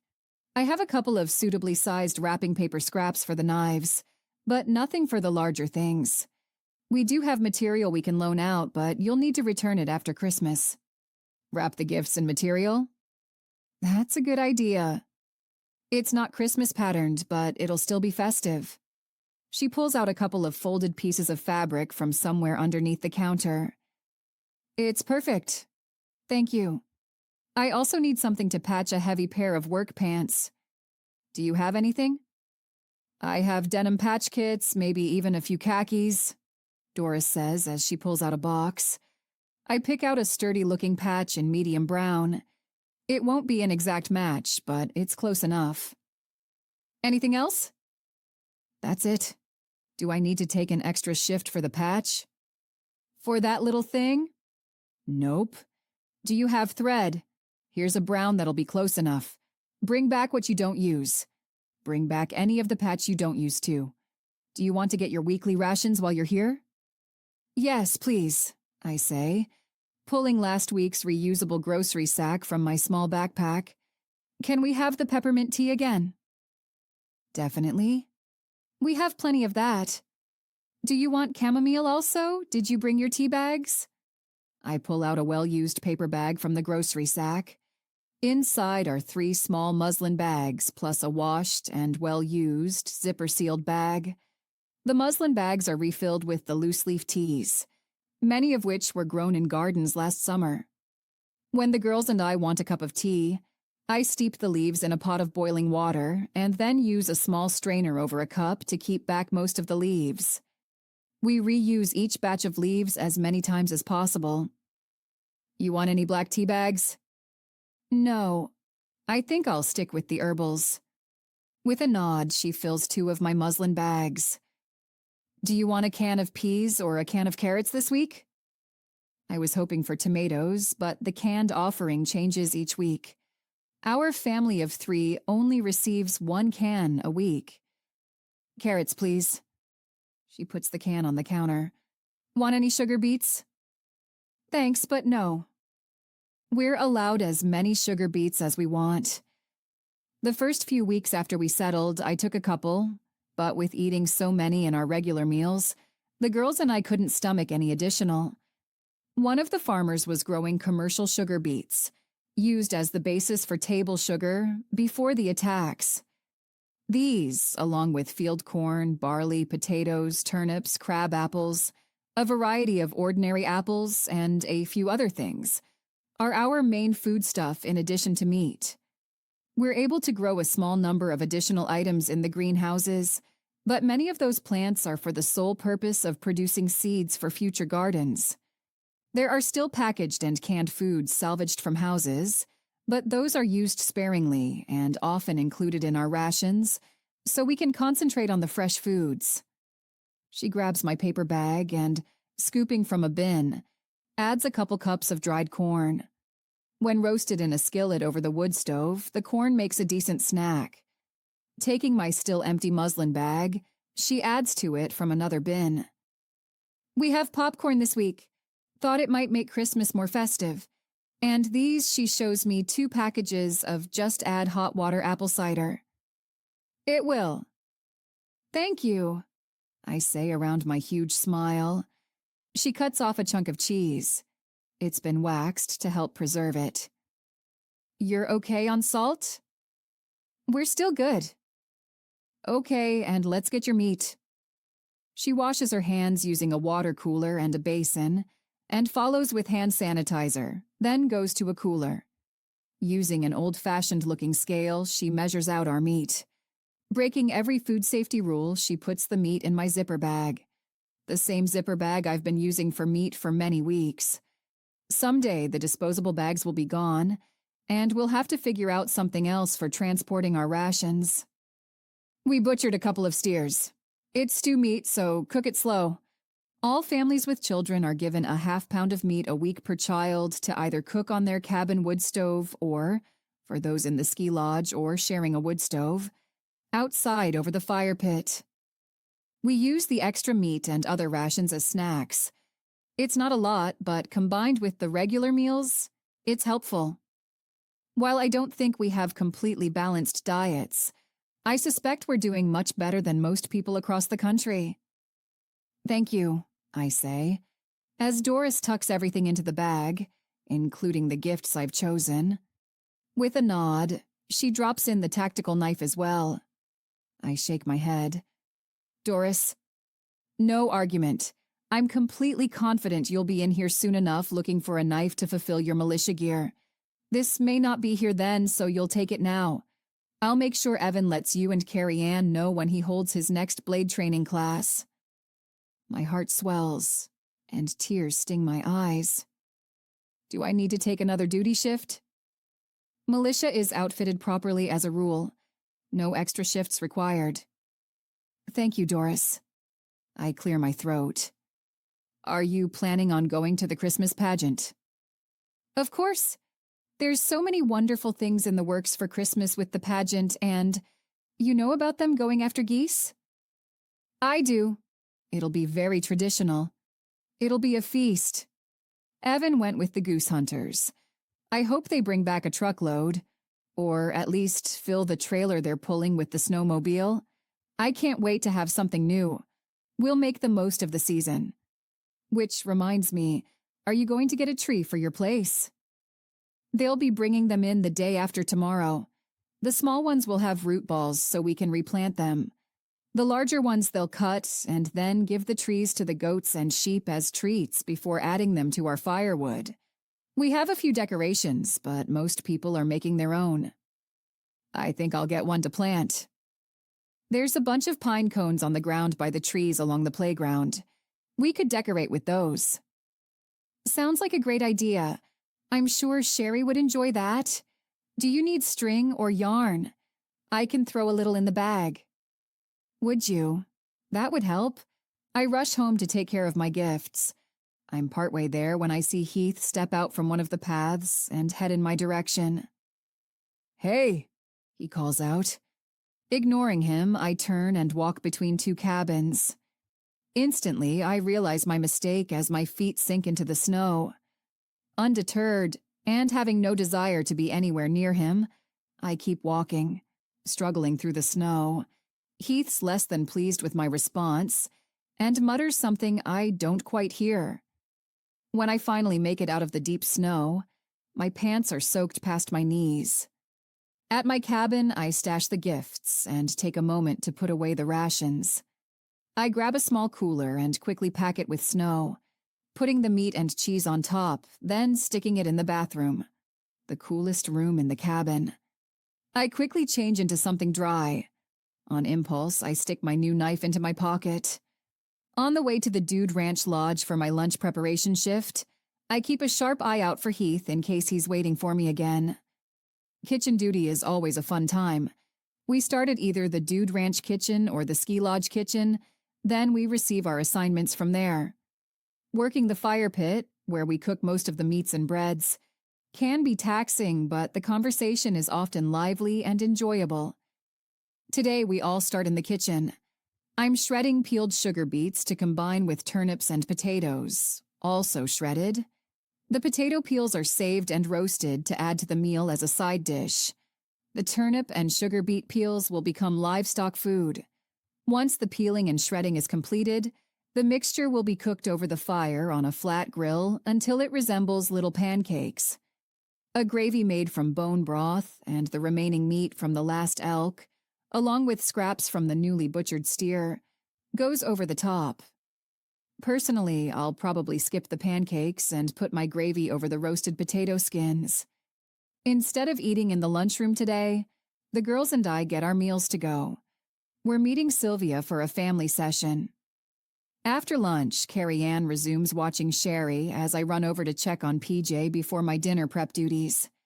Katie Burnett is covering the clinic when I arrive. Hi, I was just wondering how PJ is today, I say.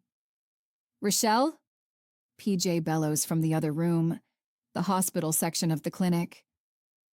I'd say he's ready to go home, Katie whispers, and he'd probably love a visitor. Go on in. At the partially closed door, I poke my head in. Hey, how you doing? Did you come to bust me out of this joint?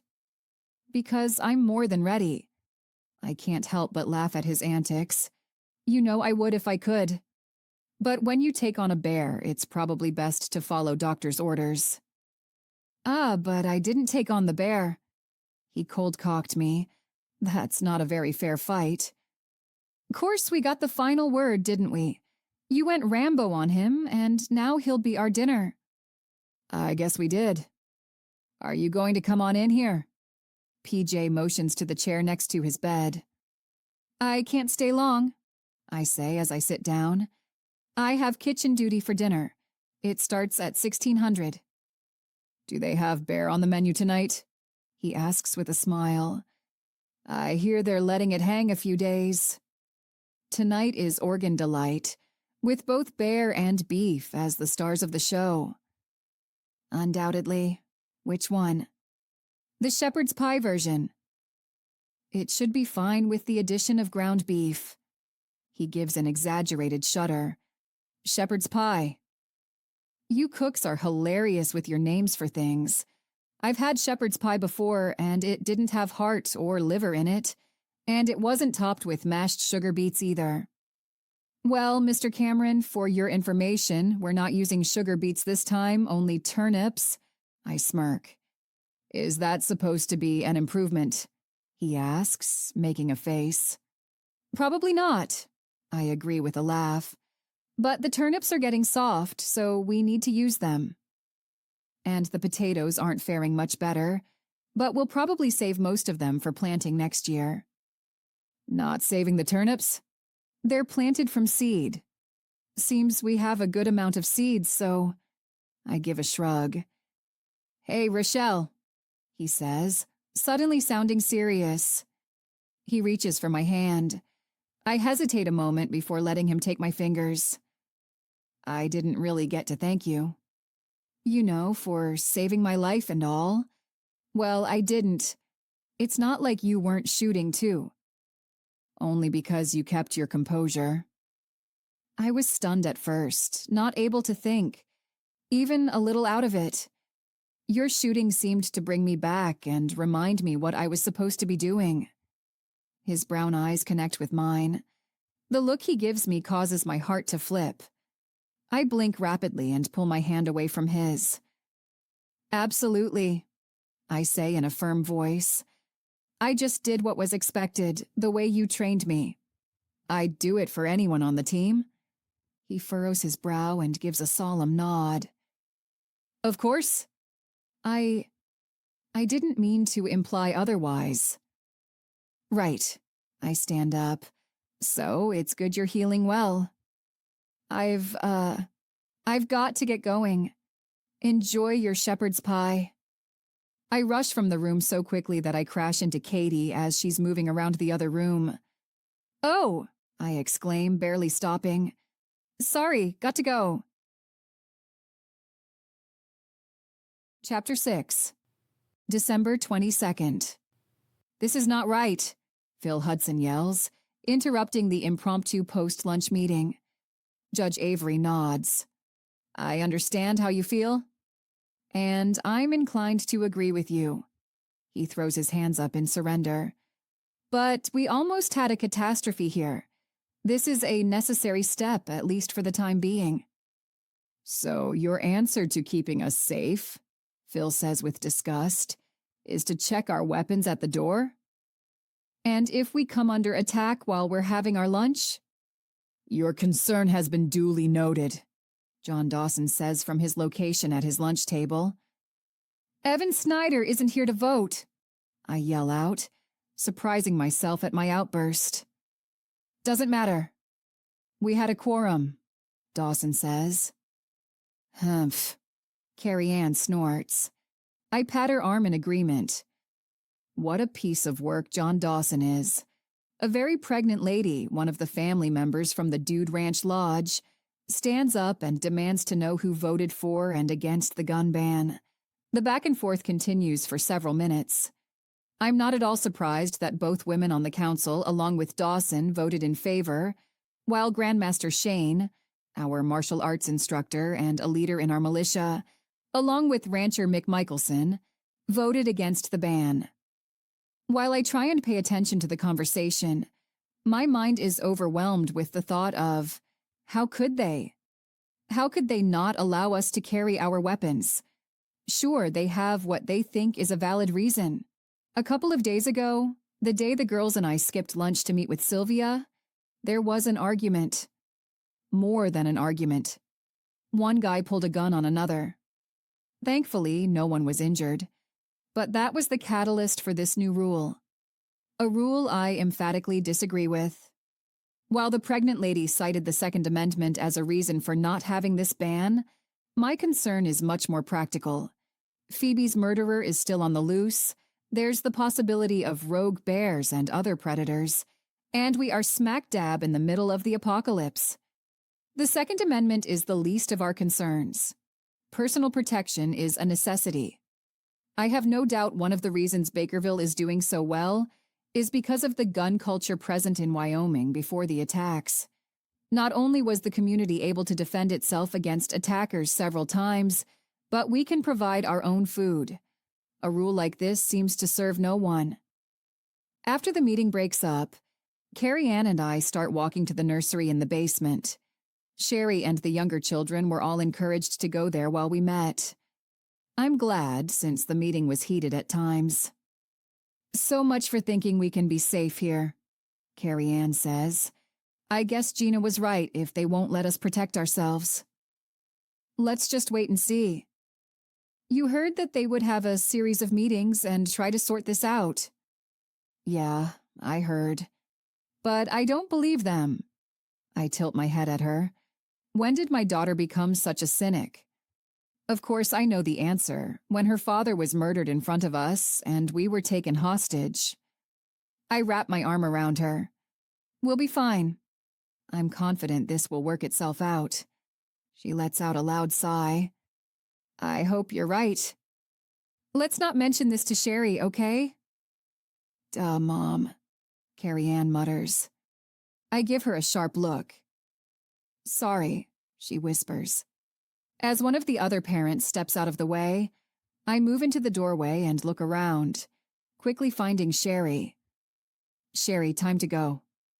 She tells the little girl she was playing with goodbye before running over. Boy, Mom, someone sure sounded mad. We could hear them all the way downstairs. Why are they taking your guns away? I let out a sigh. Let's discuss it on the walk back to our cabin. I have the rest of the day off, and I thought we'd stop by the supply shed and borrow a board game. Yeah, that sounds good. How about the one about the parks? I liked that last time we played it. Carrie Ann? Does that sound good? She responds with a shrug. I'll take that as a yes. We'll see if they have that one, Sherry. If not, we'll find something similar. After picking out our board game, Sherry starts in with questions about the new rule. Her main question, which isn't really a question but more of a statement, will I follow the ban? I don't really think I have a choice in the matter, I say. Humph, Carrie Ann says. I go on to explain how we're supposed to follow the rules given to us. Not if it's a bad rule, Mom. You shouldn't follow it then? Sherry says convincingly. First they came for the socialists, Carrie Ann says, shaking her head. It's not the same thing, I reply. That poem was about something entirely different. Was it, Mom? Isn't that what Hitler did? Disarm the Jewish people so it'd be easier to round them up and murder them? I'm not sure about that. The gun atmosphere in Germany during that time was not comparable to here. Many scholars believe Jewish people didn't have the means to defend themselves, since they didn't have many guns anyway. So, I don't know. Well, I think it stinks, Carrie Ann says. Me too, Sherry agrees. I silently concur. After several rousing rounds of a game about trekking national parks, it's time to make our own trek back to the ski lodge for supper. The back and forth walking each day keeps us in shape, and I'm sure is one of the reasons my health improved so quickly from when we were locked in Fred's home. From our cabin to the lodge, it's a mile-round trip. When I'm making it alone, I walk as quickly as the snow-packed road will allow, trying to make it a cardio event. On school days, the girls stay at the lodge from breakfast until after lunch is cleaned up. Then they have their rotations where they work with the livestock or at one of the other life skills. As we enter the dining space for dinner, PJ, arm in a sling and using a single cane for support with the other hand, gives me a smile. "Hey, good to see you," he says. Seeing him takes me back to that moment a few days ago, when I was suddenly lost in his eyes. Or was I found? "Oh, hello, I didn't expect to see you here yet," I say coolly. "Thought you'd be getting room service." "Ha! I'm done with that. It's not too much fun hanging out all day in a bunkhouse full of stinky guys, even when I'm the only stinky guy in there most of the time." "Hello, Mr. PJ," Sherry says. "I'm glad the bear didn't eat you." "Thanks to your mom," he says with a smile. "She's pretty awesome." "Yep." Sherry gives him a big grin. "Mom, I'm going to sit down." "I'll go too," Carrie Ann says, giving me a strange look. "I'm right behind you," I say to their backs. "Thanks so much for fixing my clothes," PJ says. "I really appreciate it." "I asked Pamela not to tell you it was me." I shrug, feeling my cheeks color. I hope she didn't tell anyone else. "She told me you wanted to keep it quiet." But I hounded her until she gave it up. I told her I'd make it right with you so you didn't think she couldn't keep a secret. Why didn't you want her to say anything? I didn't want you to think it was odd. You know, me doing that. I don't think it's odd. It's truly kind of you, and exactly what I would expect. Do you, have a minute to talk? "Aren't we talking now?" I ask, feeling nervous. "More private." I think David's getting ready for the prayer." "After supper?" I bite my lip, trying to come up with an excuse. That's not the right thing to do. Whatever happened, whatever that electricity was between us, I need to just set him straight. Tell him that there can't be anything between us. "How about afterward?" "We're staying for the service tonight, and we'll have a few minutes while the cleanup is happening." "Sure." He gives me his nice smile and holds my gaze longer than necessary. My stomach does a little flip-flop before I turn away. Yep, I definitely need to clear this up. After supper, I ask the girls to give me a few minutes and quickly make my way to PJ's table. "Hello, Rochelle," Pamela says. "I'm still just so grateful for you taking care of our PJ." "We all are." "Thank you," I say. PJ stands up and says, "Want to go outside?" "Can you?" I ask, motioning to his leg. "Sure. Shouldn't be a problem. The deck is clear. Let's go there." "I'll grab my coat and meet you at the door." A few minutes later, we're sitting on a bench on the deck. "I think I owe you an apology," PJ says quietly. For making you uncomfortable. I forgot about all you've been through. Losing your husband so recently, yes. Some days it seems like only yesterday. I understand. I hope you'll forgive me for anything that was inappropriate." "Inappropriate?" "You've been fine, a perfect gentleman. It's just, I thought that maybe you, the way you looked at me, that maybe I have feelings for you?" I clear my throat. "You don't want to have feelings for me," I whisper. "I'm not a good option." "A good option?" he asks, amusement in his voice. You know about me, I say quietly. Everyone does. And? What does that have to do with anything? Everything. I'm damaged goods. He's quiet for several minutes before saying, when I'm with you, talking to you, I don't see that. I just see a kind, interesting person who's obviously a wonderful mother. I understand my timing stinks, but it won't always. You're the first person since Marion. The first one I've thought I could have a future with. You can't be serious. I am serious. Not now. I understand that it's too soon for you. But it's not like I'm going anywhere. He gives a small chuckle. Maybe at some point in the future you'll want to get to know me better. After several minutes of companionable silence, while I consider what he said, I say, we should probably get back inside. The church service will be starting soon. Chapter 7. December 24th. I love our little Christmas tree, Sherry says affectionately. Do you like the ornaments I made? The ornaments are lovely, I say.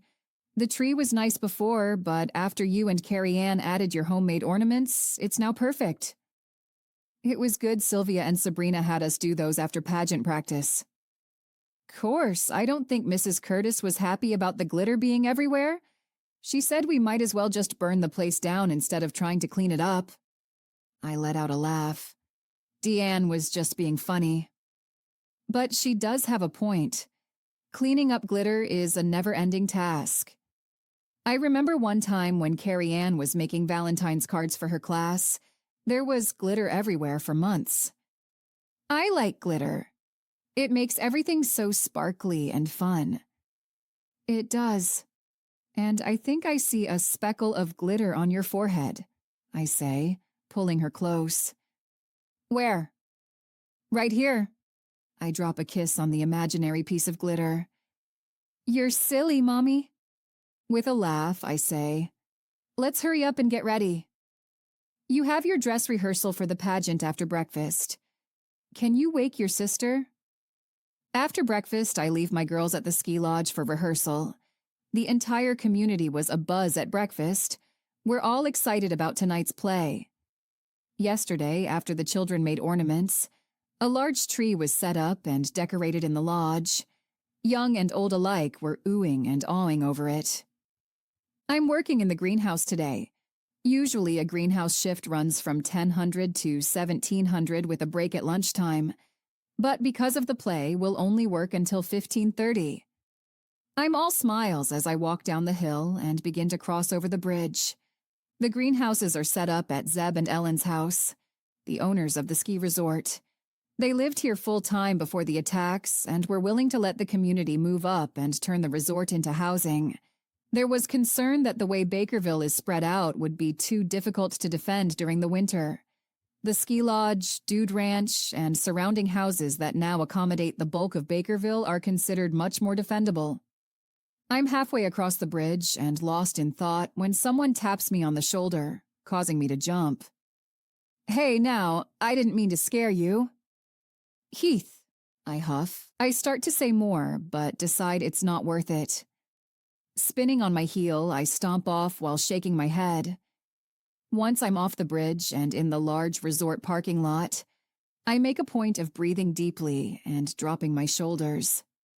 I'm at the beginning of the long driveway leading to the greenhouses when I feel someone near me. Looking over my shoulder, I narrow my eyes. Why are you following me? I demand. We need to talk, Heath says. Iron out this thing between us. I turn and face him full on. There's nothing between us.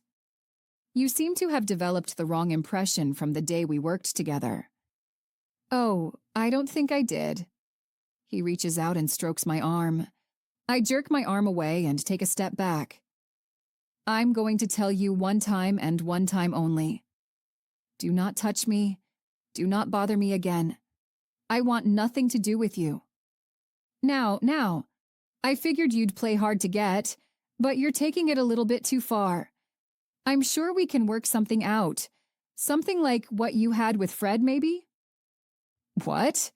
Something like what I had with Fred? Are you crazy? Fred held my children and me captive. I'm not. I stop myself from finishing that thought. Go away. Don't bother me again. As I turn away from him, he grabs me by the left shoulder. Don't you walk away from me, he growls as he spins me around. As I'm spinning, his hand catches my nose, sending an instant wave of pain throughout my face. Holding onto the lapel of my jacket with both hands, he says, "There's a name for women like you who play hard to get. At first it was fun, but now it's time for you to pay up." Taking a deep breath, I step back with my left foot, falling into fighting stance.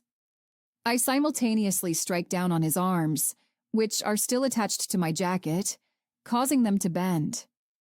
I clamp my hands around the back of his neck and lift my left knee, hitting him in the pit of the stomach. As he lets out a loud oomph of pain, I hit him across the face with my right elbow and follow with a leg sweep, accidentally catching him in the eye with my other elbow. He lands solidly on the ground. I quickly step away, wishing I had my sidearm, as he curls into a fetal position. Remembering my knife, I remove it from my pocket, struggling to get it out of the sheath. I recall the little button Doris said to push that allows it to release. With a whimper, he says, "You're going to be sorry you did that." I'm breathing hard, and tears are stinging my eyes. In a squeaky voice, I say, "No, you're going to be sorry you ever touched me. Don't ever talk to me or get in my face again." I take a deep breath, trying to get myself under control. With slightly more authority, I say, "I'm reporting this to our police department. But if you ever bother me again, I won't be so nice. Next time I'll just shoot you and be done with it." "You wouldn't?" he says. "Besides, you can't carry a gun now." "I'm not allowed to carry in public spaces." "I can most certainly carry while walking to my duty assignments, and anywhere else you may find me." Looking up at me as he wipes the blood from his nose, I meet his gaze. What he sees in my face, in my eyes, must convince him. His eyes go wide, and he gives a small, reluctant nod. I must have misunderstood your intentions." "I had no intentions toward you." "Now stay away from me. Do we have an understanding?" "I'll leave you alone." Must you report this?" "I don't." "What? You don't want your wife to find out? Or you don't want the community to know a girl put you on the ground and made you bleed?" He tilts his head and quietly says, "Both. I'm reporting this so it's on record. Whatever the deputies decide to do is up to them." I start backing up, keeping my eyes on him as I retreat. As soon as I'm a decent distance away, I turn and run. Even though I lose my footing on the snowy driveway, I don't stop until I reach the main greenhouse. As I slip into the building, Ellen smiles hello, her face freezing midway. "Oh, Rochelle, what happened?"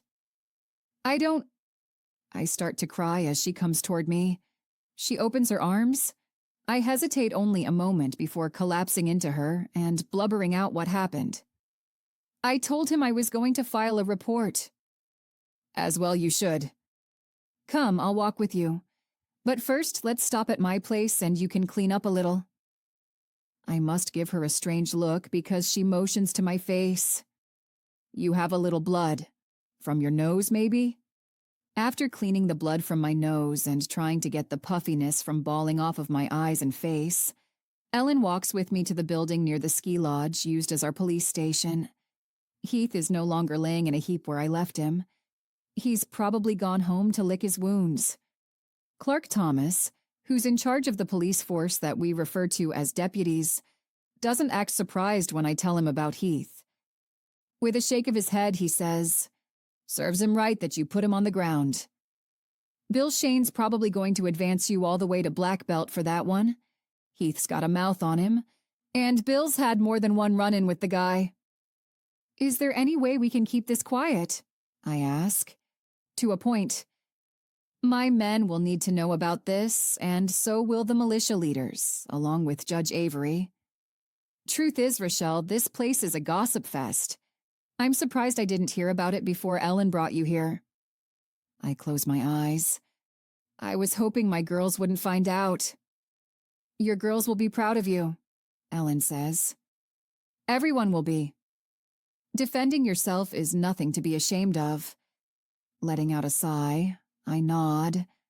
I don't want to overshadow the pageant. All the hard work the children have done, that should be the focus today, along with celebrating Christmas. Not anything else. Sometimes things happen no matter what our plans are, Ellen says. After finishing with Clark, Ellen and I return to the greenhouse and work until lunch. As soon as I enter the dining room, it's obvious word has spread. Tamra is the first to pull me aside, asking what really happened. Seems Heath told his wife he slipped on the ice. They were at the clinic being treated by Kelly when Clark found them. Surprisingly, a few women come up to me and say how they wished they could have been the one to knock him down. He's made unwanted advances towards several others. Hey, slugger, PJ says, hobbling over to me. Ha ha, I reply, shaking my head. You're okay, he asks, looking me over. With a combination nod and shrug, I whisper, I wish I wouldn't have had to do that. When he grabbed me, I just didn't want him to touch me. You did good. Hopefully he got the message. I'm not sure. I told him if he bothered me again, I told him I'd shoot him.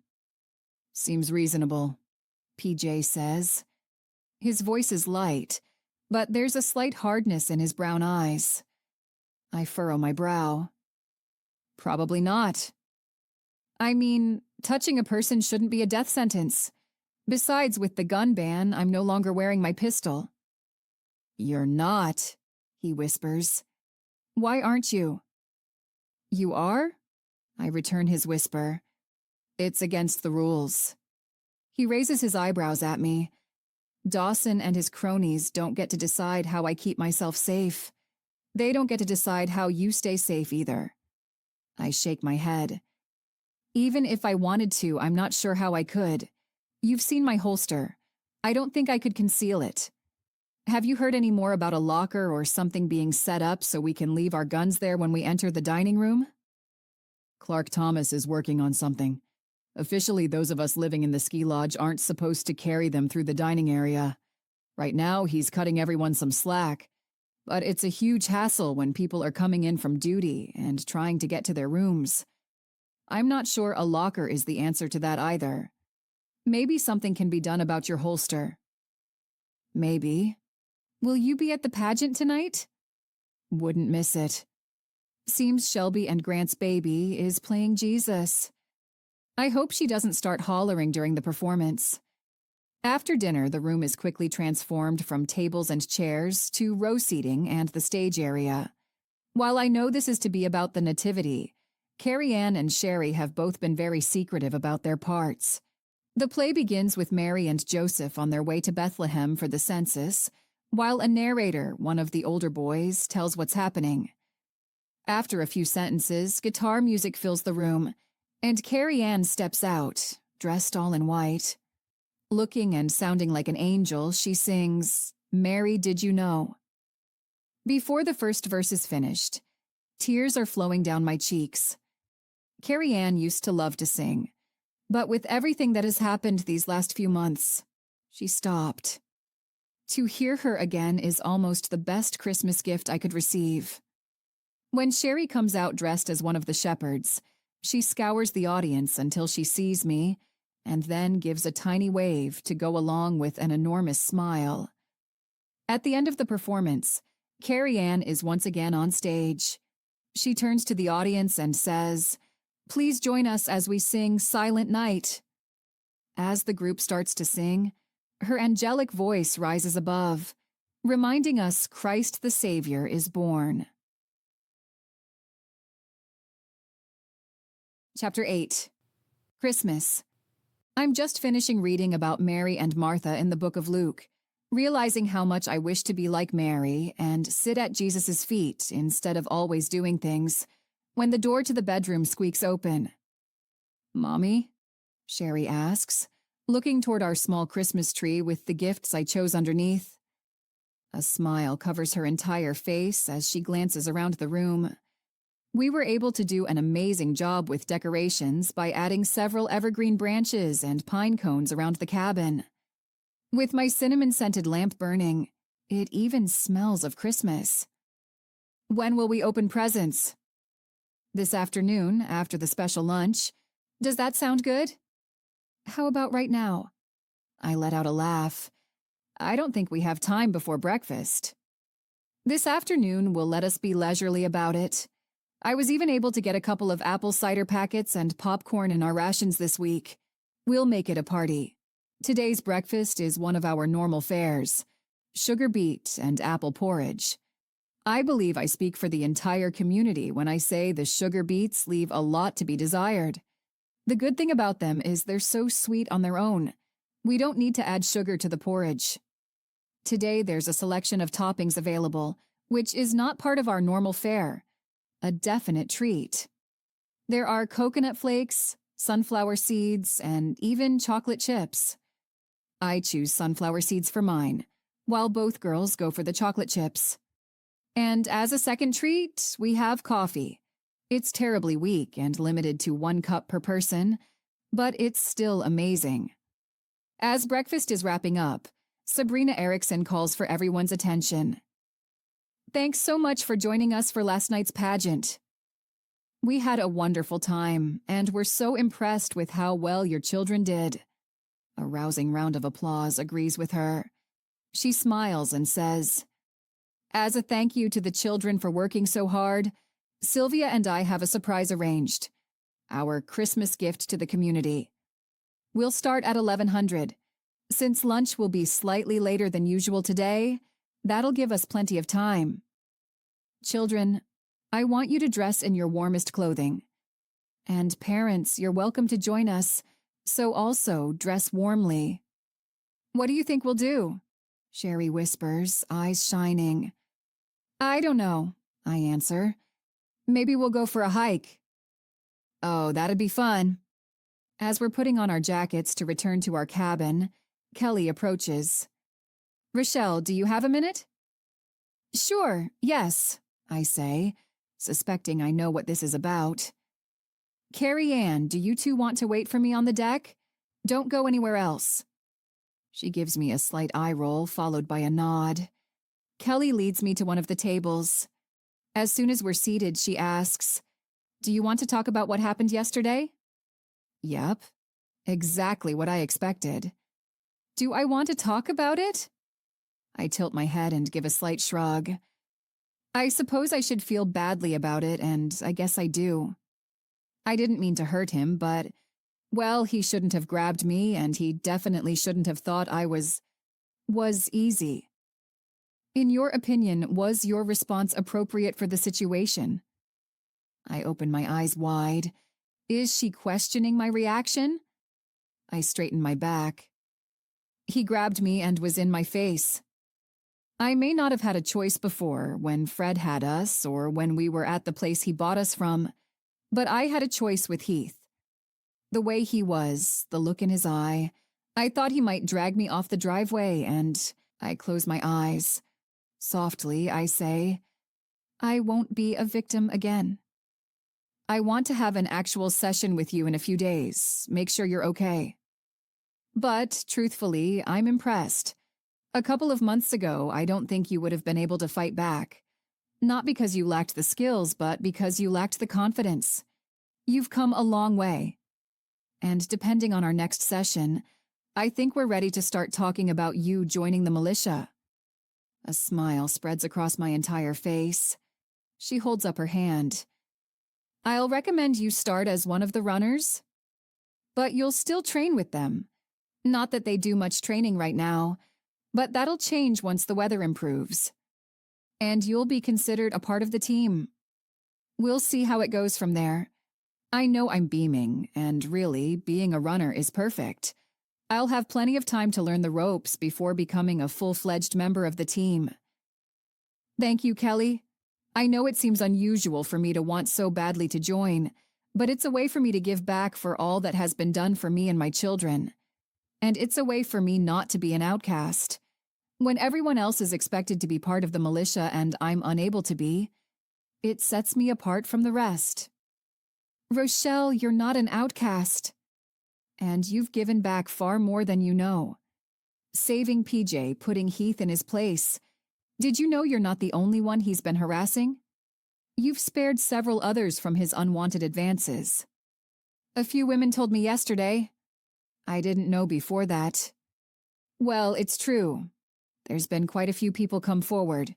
You've most certainly given back. You're a part of us. She gives me a smile. You and your girls. And Sylvia told me about PJ planning to take you to find your son as soon as the weather allows. I hope you can. So do I. I'm all smiles when we return at the appointed time for Sabrina and Sylvia's surprise. And what a surprise it is. They've set up the magic carpet, the lift used for the bunny slope, to the solar system. The lift takes everyone to the top of the hill, and we can sled back down. They make a point of saying skiing or snowboarding would be too dangerous, but the sledding risk should be minimal. The sleds, part of the stash the ski lodge had, along with salvaged items that Doris was smart enough to think we might have use for, are a huge hit. The girls and I ride together on a 3-person toboggan, laughing the entire way. Since we're sharing the sleds among everyone, there's a wait time between rides, which allows for plenty of visiting and laughter. For a short while, I forget we're in the middle of the apocalypse and just enjoy the time. I'm relaxing on the deck while the girls take another run when PJ asks if he can sit next to me. Please do, I say. Talking with him the other night was helpful and cleared things up between us. And after the event with Heath yesterday, I also realize life is short. I miss Dale and the life we had. While I'm not yet ready for something new, for a new romance, I may be soon. PJ is a good man, the kind of man Dale would have been friends with. Carrie Ann and Sherry seem to be having fun. All of the children, really. The adults, too, I say with a laugh. This was such a good idea. I'm surprised we haven't sledded before now. I've seen a few people walk up the hill and slide down. My guess is this will happen more often with the solar connected. During the days when there's plenty of sun, the battery bank fills up and there's excess power. Might as well use it when we have it. We do use it on kitchen duty. That's when we grind the barley and corn using the electric mills. Ah, well, that's good. We sit quietly for several minutes, watching the festivities, before he says, "Would you mind if I stop by your cabin for a few minutes after lunch?" I have something for you. You have something for me? I ask. He gives me a nod. I'd give it to you here, but, well, it's something you should keep quiet. Oh, he shrugs. Would that be okay? Should be fine. Our Christmas lunch is amazing. The geese brought back by PJ's brother and the rest of the hunting team were cooked over the fire on spits. The breasts were removed near the end of the cooking time so they didn't dry out. Then the rest of the bird finished roasting, and the breasts were given a reheating toward the end. The skin is crispy and delicious, the meat perfectly seasoned and moist. Afterwards, PJ walks with us back to the cabin. Once we reach it, the girls go in as he and I stay on the porch. Removing his small backpack, he says, "What we were talking about the other day, I have a solution for you." I give him a questioning look. In a low voice, he says, "Your holster problem." "Oh," I say with a nod. "Okay." He pulls a strange-looking black strip of fabric from his pack. It's a belly band made of neoprene and closes with Velcro. See? He shows me how it works. The holster is here, and you can carry an extra magazine here and here. He motions to the different options. Wow, PJ, I don't know what to say. Did you get this from Doris? Pamela. My mom gave it to her as a gift a few years ago. She only used it a few times, preferring to use her purse for concealed carry. Doesn't she need it? No, she has another option. She said you can wear this around your waist and move it so the gun sits on your hip, at your back, or even in the 12 o'clock position. I don't know what 12 o'clock means. At your belly button. You know, right in the front. And you can slide it up to wear more like a shoulder holster. Awkwardly, because of his injured arm, he carefully wraps the long band around himself, showing me where it would go. The size of the band and his heavy jacket prevent it from fastening. You can even slide it further down your hips. There'd be little chance of anyone seeing it. Do you think it'll work? With my heart thumping in my ears and a smile on my face, I say, I think it might. Okay then. So, Merry Christmas. He holds it out to me. Thank you, PJ. It's amazing. You should practice with it. Find the most comfortable position for you to wear it. And, probably practice privately so it doesn't get around that you're an outlaw. I let out a laugh. Definitely. Do you want to come in? The girls are going to open their gifts. He shakes his head. I'll let you three have your family time. Are you going to the sing-along tonight? We'll be there, I say, giving him a smile. Would you pray with me? He asks. Yes, of course. He reaches for my hands. I meet his eyes before we bow our heads. Heavenly Father, we ask your protection and guidance over us. These times we are in are troubling. More than troubling, with all that is going on in the world and in our little corner of it. I pray for protection over us, for Rochelle, Carrie Ann, and Sherry. Please continue to help and guide them. Like the rest of my family and all our friends, they need your shelter and your refuge. We pray for the leaders in our community that, through you, they can make the best choices for our protection.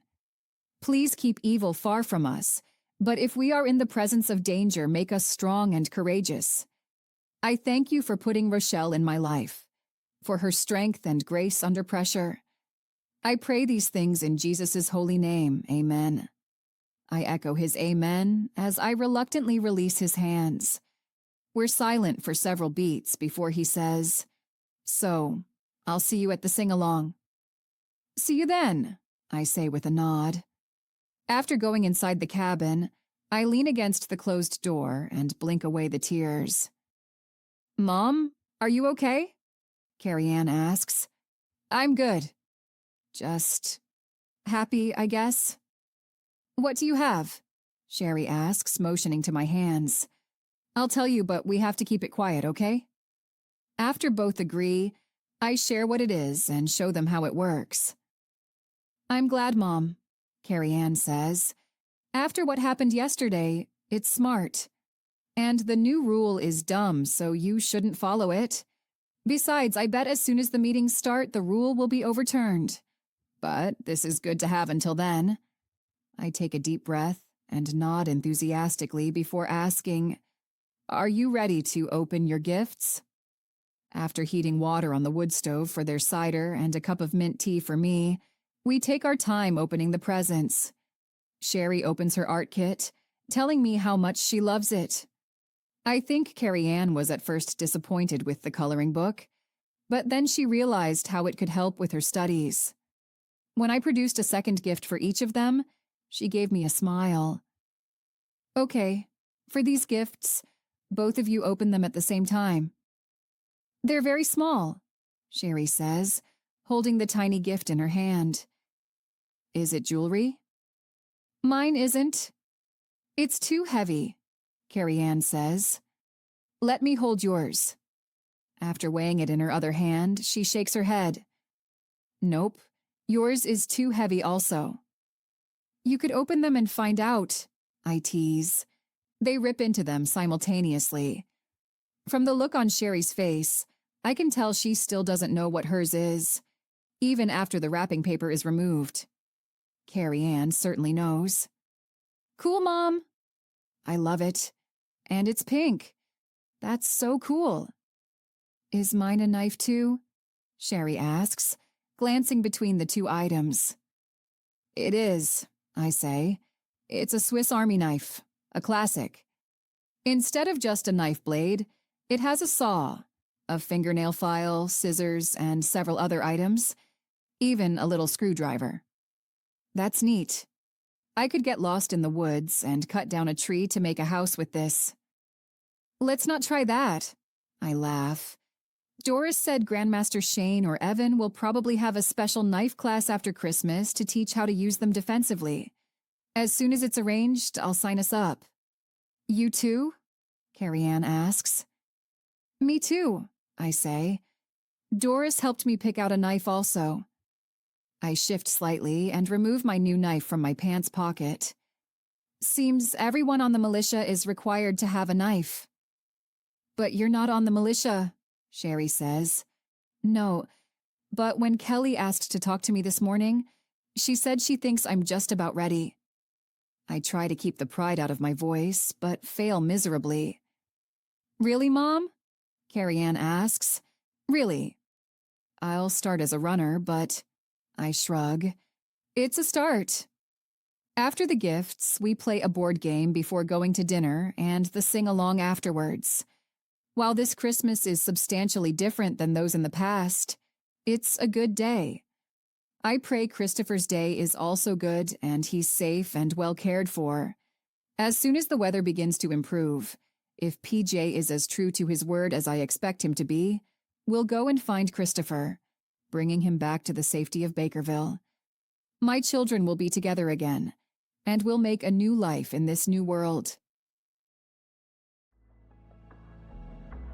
This has been Christmas on the Mountain, a Havoc in Wyoming novella by Millie Copper.